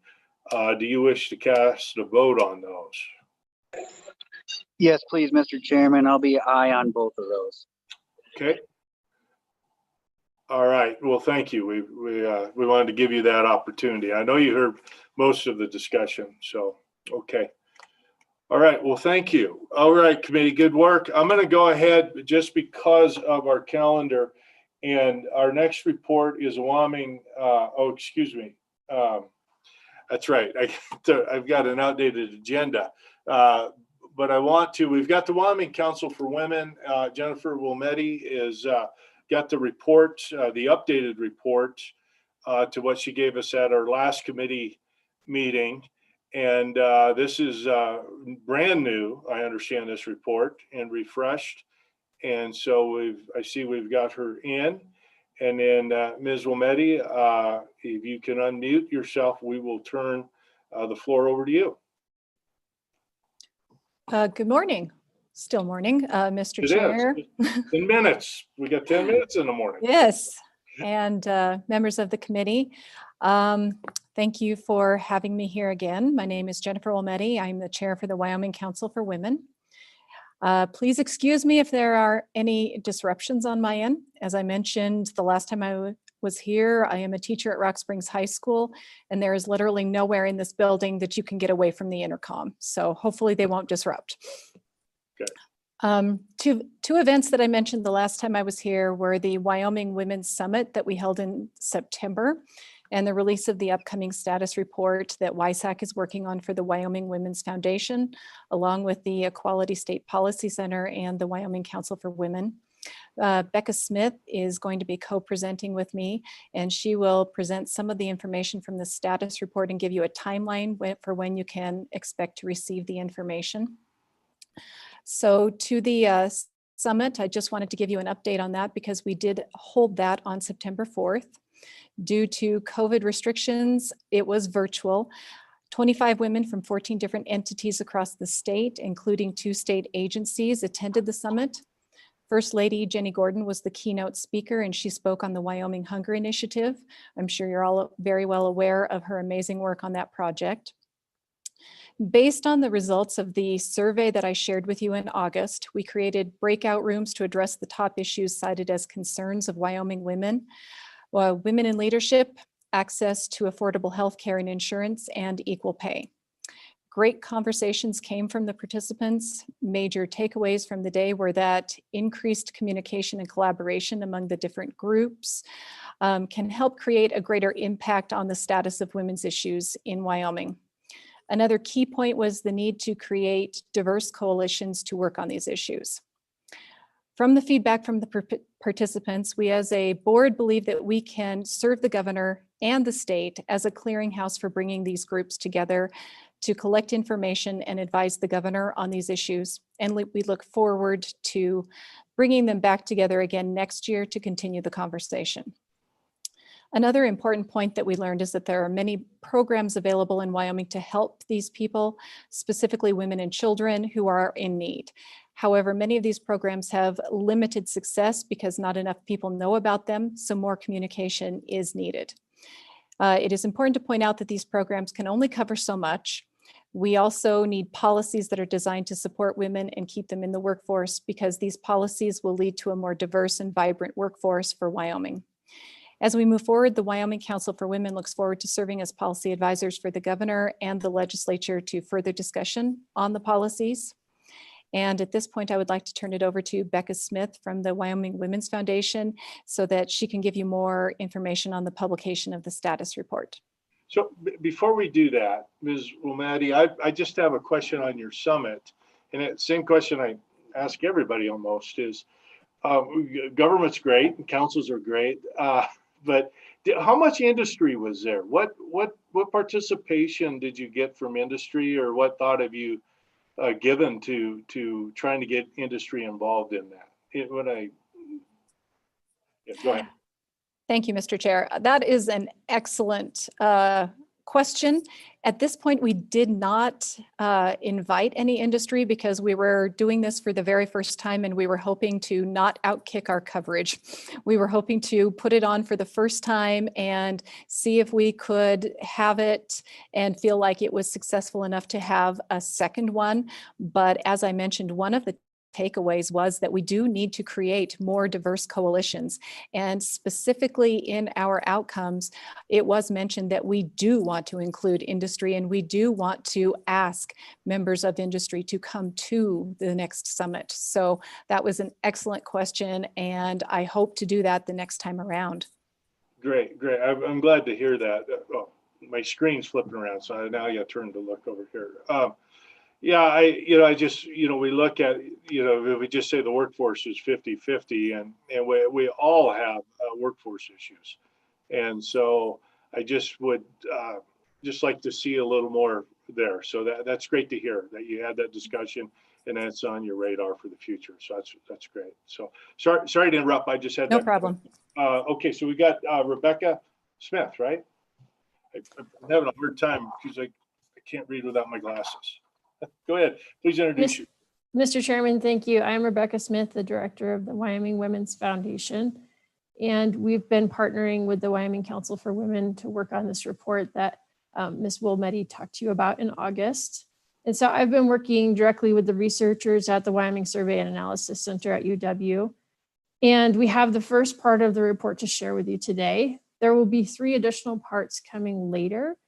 And we've chosen to continue working on those pieces and not present them today because there's some key data that we anticipate will be available in the next month or 6 weeks. And that we thought that that was crucial to include. So we are delaying those a little bit, but we'll plan to have them ready to distribute during the session that's scheduled to start in January. So I'll just go over the 4 parts of the report as planned. Part 1 is on the impacts of COVID-19 on women and families in Wyoming. And I'll talk about this in more detail in a minute, but it's a report on the survey of women and the impacts of COVID-19 on their lives in the early part of the pandemic in Wyoming. And then part 2 is going to be about women as economic drivers in Wyoming. And this part of the report will show how women in the workforce drive the economy. And we are aware that jobs that women are holding are losing wages and that the loss of wages means less dollars in local communities. So we'll have more information on that for you later. Part 3 is going to be about women in elected office in Wyoming. And of course, with the election so closely behind us, we wanted to have that information before proceeding on that. So it will explore the most recent data on women running for office and being elected to office in Wyoming. And it will also talk about recommendations that policymakers can adopt to create an environment where equal representation is realistic. Part 4, we'll talk about, again, COVID-19 impacts on women and families in Wyoming between August and December. So, of course, we wanted to be able to include some later information on that since things have been changing month to month. So this will include employment and unemployment trends for women and information on women exiting the workforce and why updates to information and then updates to that information similar to what I'll talk about here next. So I'll share my screen with you all so you can see the COVID-19 fact sheet that was also in, I believe, your packet. So hopefully you've had a chance to look at it, but are you able to see that now? We're able to see your screen, yes. Thank you, Mr. Chairman. Okay, so like I said, this was a survey that was done with Wyoming women earlier in the summer, and it was done through the Wyoming Survey Analysis Center at UW. So I'll just quickly go over some of the outcomes that we found. First of all, I'll talk about who it was that was surveyed. The women that were surveyed, 1 in 3 had children in their homes, so 1 in 3 were parents. And then of those parents, 1 in 5 were single mothers. So as far as— Can I interrupt? What was the age group? Was it broken down by age? It was not broken down by age, as far as I'm aware. And so as far as employment went, across the board, we saw that there were certainly some impacts due to the pandemic, with 20% reporting that someone had had their pay cut in their household. About 20% had someone who had lost a job, and then 39% had someone in their household with work hours reduced. There was also quite a bit of concern about access to medical care. As you see, about a third avoided seeking care or did not have access to care. And then 17% were worried about their food running out.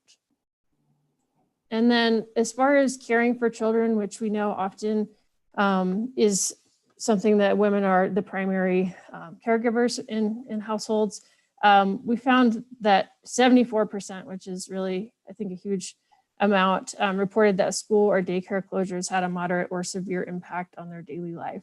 And that was for single moms. And it was only slightly less for 2-parent families. And then I think also something that is quite concerning is that 35% of single moms found that they did not always have a safe place for their children to go while they're at work or school. And then 30% of those moms were worried about job loss because of childcare. Moving on to the second page. Here's something that Ms. Wilmette spoke to you about in August, and it came up again in this survey, and that's just a knowledge of resources or the lack of knowledge of resources and access to those. And so of the women surveyed, we found that 1 in 5 did not know where to find mental health, help with mental health, or where to get food if they needed it. And then 31% did not know where, with food insecurity, did not know how to get help getting food. And then 58%, which I think is obviously a very significant number, with financial concerns, did not know where to go for help. And so this being a trend that's, as Ms. Wilmette pointed out last time, has been a concern over the years with the surveys that the Wyoming Council for Women has done. I think there's certainly an opportunity for us to try to raise the level of awareness about resources that are available, if they are available. And I know of several organizations in the state that can help with this, but one in particular is called Wyoming 211, and I believe that you'll be hearing from the director of that organization later on, so I won't say too much more about it. And then going on to kind of a couple more things. Mental health, of course, has been a really big concern across the board with the pandemic and with people in isolation and quarantine. And so you're seeing here a number of symptoms of depression being represented among the women that were queried here. So lastly, I would just say that the financial concerns, of course, are also represented here, including medical care, ability to pay rent or mortgage, utilities, and telephone. So if you have any additional questions, or if you have any questions about that, I can try to answer them, or I can certainly direct you to the researchers that did this as well. Okay. I usually have questions, but I don't. So Representative McGuire, do you have a question? And then Representative Burkhardt. Thank you, I do. Looking at your footnote that says about the survey was conducted between June 16th and the 22nd among a randomly selected sample of Wyoming residents who are members of the WYSAC WYO Speaks panel. How big is that body, and does it cover the entire state? And does it cover, I have no idea who the sample came from and who it represents. If you could help me out with that, thank you. Yeah, go ahead, Ms. Smith. Yeah, Mr. Chairman, thank you. As far as I understand, the panel is a randomly selected group of citizens across the state in terms of geography and age, and just anyone could be included in this sample. And I think that the sample is about 1,200 people. And then my understanding is that the survey was delivered electronically, and that not necessarily everyone responded, but so there was kind of a random response. This was done as part of a larger COVID related survey that was done weekly starting in March. And so the subset, some of the original or kind of the general COVID related questions were directed at both men and women. This particular survey was just directed at women. So it was a subset of that WYO Speaks panel. And so as far as who actually responded each week, it may have varied a bit because it was totally voluntary whether they responded or not, but each person in that group had agreed to be a part of the group. Okay. Representative Burkhardt had a question. Thank you, Mr. Chairman. Ms. Smith, the information is interesting, and I was wondering if you're developing specific recommendations to address some of these issues other than call 211.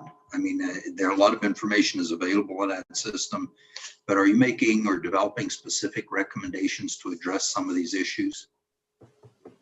Ms. Smith, go ahead. Thank you, Mr. Chairman. That's a great question. And I would, if I might go on to talk about that a little bit. I would like to give you an idea for something that can help address some of these issues. And I think that what we're going to find, based on what we're hearing, but we don't have the full data on it yet, is that we're seeing women are leaving the workforce in higher numbers than would be expected. And so and that's because families are having to make the choice between working and caring for their kids, or helping their kids learn remotely because they don't feel comfortable or they're not able to have their children in group settings due to COVID-19. So some of these parents are leaving the workforce and no longer seeking paid work. For two-parent households, which parent leaves the workforce often comes down to a choice of who's making higher wages. So many of you have heard, of course, about the difference in men's and women's wages in Wyoming on average. And I'm talking about men and women that are both working full-time. So this gender wage gap in Wyoming, which is one of the highest in the nation, now appears to be giving women who want to work little choice but to leave the workforce. So fewer people in the workforce is going to have a negative impact on Wyoming's economy. So what you could do is to take a step to help fix the wage gap in Wyoming by considering legislation on wage transparency that would ensure employees the freedom to talk about what they earn and to prevent employers from asking about wage history when hiring. Okay, thank you. Okay, thank you. Representative Duncan. Thank you, Mr. Chairman. There's also the issue too of depending on which parent it is with people with kids, whoever has the insurance, because that's an issue too. So if the wife has the insurance, the husband's probably more likely the wife's gonna keep the lower paying job maybe, and the husband with the higher paying job might leave because the difference in the insurance is gonna be significant, actually more costly in the big picture. I'm having it right here in my own office. They were both family, the entire family was laid off, the husband and the wife, and they've been struggling to find employment. I happen to benefit from that because I got an amazing employee out of it. But the struggle that they've been having is everything you've been talking about.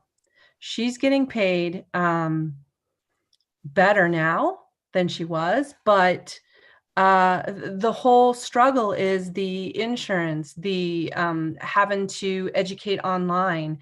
Luckily her kids are school aged, and she was willing to whatever it takes to put masks on, whatever it takes, for her kids to go to school. But there's a bigger problem. There's a lot of kids who in areas that aren't going to school, and the parents are having to stay home. I have renters who, they can't work because of their kids and health situations and different things. So it's a really complex scenario with a lot of different factors. Some are choices that parents and families have made, but others are choices that they didn't have those choices. So it's pretty complex, and it's a bigger question. I thank you for coming here because it's a huge question. But do you see? I guess I'm trying to come up with a question for you. Fascinating, Representative Duncan. Yes. So, do you see anything short of the besides the transparency wage bill? Is there anything short of us being able to do something more rapidly, more quickly that we can do to assist in moving this forward or changing this? Go ahead, Ms. Smith. Thank you, Mr. Chairman. I have to admit that I'm not entirely aware of what you might be able to do more rapidly than in this next session. So, if there are CARES Act funds that are still available that could help get the word out about some of these resources, that might be something that I don't know if this committee could necessarily address that, but that could be done. And so that's a good question, and I'd love to visit with you more about that after the meeting, perhaps, when I've had a chance to do a little bit more research on what might be able to happen more rapidly. Appreciate your asking that. So one of the things we can all do individually in our own communities is to help with that, to get the information out there. When I see so many people that don't know what help is available, we can help drive that in our own communities, quite frankly. So, Senator Rothfuss, you had a question. Yeah, thank you, Mr. Chairman. I've got two. The first really gets down to remedies, both now and in the future, to address these impacts. And so it sounds, Ms. Smith, like you might not have specific recommendations at this time. But realistically, there still are CARES Act funds available. And we don't know whether all of them even will be spent in the paths that they're currently on, so to speak. So even the funds that have been encumbered or obligated aren't necessarily going to all be used. So I think there still is time to potentially redirect or prioritize some funds to address some of the concerns that you raise. But I think it would be helpful to understand that upon reflection, what could have been done better with those funds and how we could potentially use them or prioritize them now for the next few months. in a way that addresses the concerns that you've got here, because we acted very quickly in the beginning and we used a lot of blunt instruments. I think we did a lot of really strong work on this committee to make sure that funds were deployed rapidly in beneficial manners, but it doesn't mean we did everything perfectly. And so if there are things that we can learn from this and then even still have further conversations with the executive branch to steer some funds and resources towards these problems in beneficial ways, I think I'd really like to understand that. So that's my first question, and I'll pause there and see if you have any preliminary thoughts. If not, follow-up is great. Mr. Chairman and Senator Rothfuss, thank you for that. And certainly childcare comes to mind as an area that a lot of families are really struggling with. As teachers, for instance, test positive for COVID, parents are having to quarantine their children for 2 weeks, whether or not they test positive, of course. And that's certainly a big challenge, and still having to pay for daycare. I can personally say that I've been through that situation myself here recently, and just not being able to take advantage of the childcare that I'm paying for. So, perhaps some more assistance can be made in the area of childcare that could help, some of the gaps that are still occurring. I know that there have been some efforts through the Department of Family Services to provide some help with childcare expenses, and I still think that there could be some more out there. So I'd love to follow up with you on that as well. Yep. Thank you, Mr. Chairman. And that's a great example. And I certainly will follow up with you and with others on that. And I think others on the committee can get involved, and we can try and see if we can deploy some resources in a useful way. The second question I have does get back to legislation for the upcoming session. You've seen legislation, obviously, that we've put forward over the last few years. There's other possible legislation. Is there anything that in your mind we should be prioritizing or trying to get through in the upcoming session? Where should we be looking? What should we be doing as a committee, particularly from the economic development, workforce, business development side of things? What can we be doing, and what should we be doing? Mr. Chairman, Senator. And I would go back to the wage transparency and prospective employee salary history bills that have been brought forth in the past couple of years, in 2019 and in 2020 sessions. And the reason that I bring those forth right now is because there's been quite a bit of support, bipartisan support for them. And I think that there's, the time would be good right now to be able to address the wage gap in that way. And what that does is that allows workers to not be penalized for talking about their salary. And it allows them to apply for a job and not have to have the prospective employer rely on their previous salary to set their current salary. So I know that can be really a practice that can really hurt the ability of people to move forward, because if they start out with kind of a lower opportunity, they may become sort of pigeonholed in that salary bracket just due to their history rather than what their opportunities or their potential are. So I kind of point to, by way of history, in 2019, House Bill 72, entitled Wage Transparency, which was just 5 votes short in the Committee of the Whole of passing. And then in 2020, House Bill 188 was a similar bill that received 39 votes from a bipartisan group of representatives. And then as far as the prospective employee salary history, in 2019, there was a bill, House Bill 178, that would, as I had mentioned, prohibit an employer from relying on prospective employee salary history for an offer of employment or wages offered. So those are a few that I guess I just point to, since there seems to be some momentum already in that direction and quite a bit of support, and that might be something that could certainly have some success in this upcoming session. Okay, all right. Representative Duncan, go ahead.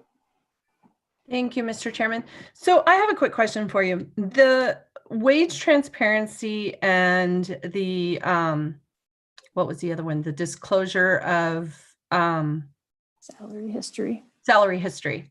Are those primarily geared towards women, or are they just better business practices? Help me out here, because I see it as not a woman versus man issue. I see it as just a fair worker and a good business practice issue. Mr. Chairman, thank you. Representative Duncan, I agree with you. I think that it's not directed just at women. It actually kind of levels the playing field for all workers. And it could benefit certainly both men and women. Okay, go ahead, Representative Duncan. Thank you, Mr. Chairman. And then currently, it's not, and correct me if I'm wrong, and you might not be the person to ask, but I'm going to ask. Currently, it's not acceptable HR practice to be asking those things of a potential employee, is it? Mr. Chairman. If you know the answer, go ahead. You know, because this legislation has been brought forth about, and I think you're talking about the salary history, it has not been prohibitive. So at this point in Wyoming, it's my understanding that prospective employees or employers are allowed to ask what your previous salary was at a previous job. So the proposed legislation would prohibit them from relying on employee salary history. It doesn't prohibit it wouldn't prohibit, at least as was written in 2019, it didn't prohibit the employee from providing that information if they so chose. Okay, thank you. Okay. Any further questions, committee? All right. So for public comment, we have, and I see it's Sabrina Lane has signed up, but she's already in the room. So Sabrina, go ahead. Thank you, Mr. Chairman and members of the committee. My name is Sabrina Lane, and I'm the Executive Director of Wyoming 211. Wyoming 211 is a comprehensive statewide provider of information and referral, and we've also been serving as the statewide helpline for COVID-related questions and referrals since March 16th. Since the pandemic began in March, 65% of our callers have been women seeking assistance for the top 5 presenting needs of housing and rent assistance, healthcare, utility assistance, food, and mental health services. Wyoming 211 is available for all women in Wyoming so that they can improve their situation, whether it be economic, environmental, or physical. And we can be helpful to the Wyoming Women's Foundation and the Wyoming Council for Women by creating greater awareness of our service and connecting more women to the vital resources they need. Mr. Chairman, Wyoming 211 stands ready to assist the state to improve conditions of well-being for all of our Wyoming citizens. Thank you. Ms. Lane, why don't you go ahead and start assisting by, do you have a brochure or a flyer that you could send either to LSO or on to all of us? Because now I just know a really easy way to get the message out in my community. Could you do that for us? Mr. Chairman, I would be happy to send a poster and some brochures to LSO to get those disseminated. Okay, or if you've got something even electronically. Yes, sir. That'd be awesome. So Representative Duncan, do you have a question of Ms. Lane? Yes, thank you, Mr. Chairman.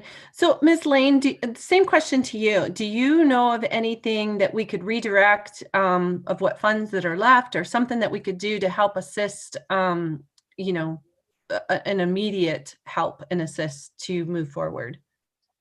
Go ahead. Mr. Chairman, from Wyoming 211's perspective, what we've seen a lot of is a lot of the service providers across the state are running out of funds because there are so many individuals who have become unemployed or are struggling in other ways. And in our referral process, we are finding that funding has been limited. In addition, individuals are continuing to re-seek those same services, and so they then become ineligible. So there is, I guess my recommendation is to see if we could perhaps use some of those COVID dollars to further assist the nonprofits in each of our communities to help build up their assistance that they're providing to individuals in need. We're also finding that there are gaps in services and resources available, especially in those smaller communities. So we certainly would be happy to continue to have this conversation and analyze the gaps in services across the state as we track where our needs are not being met and perhaps where we don't have some of those assistance and services available to our citizens. Okay. Well, we appreciate you joining us today and giving us some good information that maybe we can help you with as well. So, well, there's no further questions. We are into the lunch hour, which is always a really bad place to have to present. But anyway, we appreciate the update. We'll look forward to the full report coming out and also to continuing the discussion. Always a very good discussion. So thank you very much. We appreciate it. Committee thoughts on, need an hour for lunch? Is everybody okay?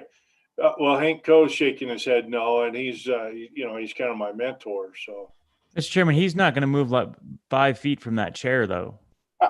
It is 12:25. So what we have is reports from the Business Council, Aeronautics after lunch.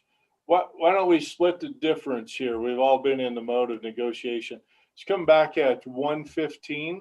Yeah, that's fine. Reconvene at 1:15 and try that. Okay. Does that work for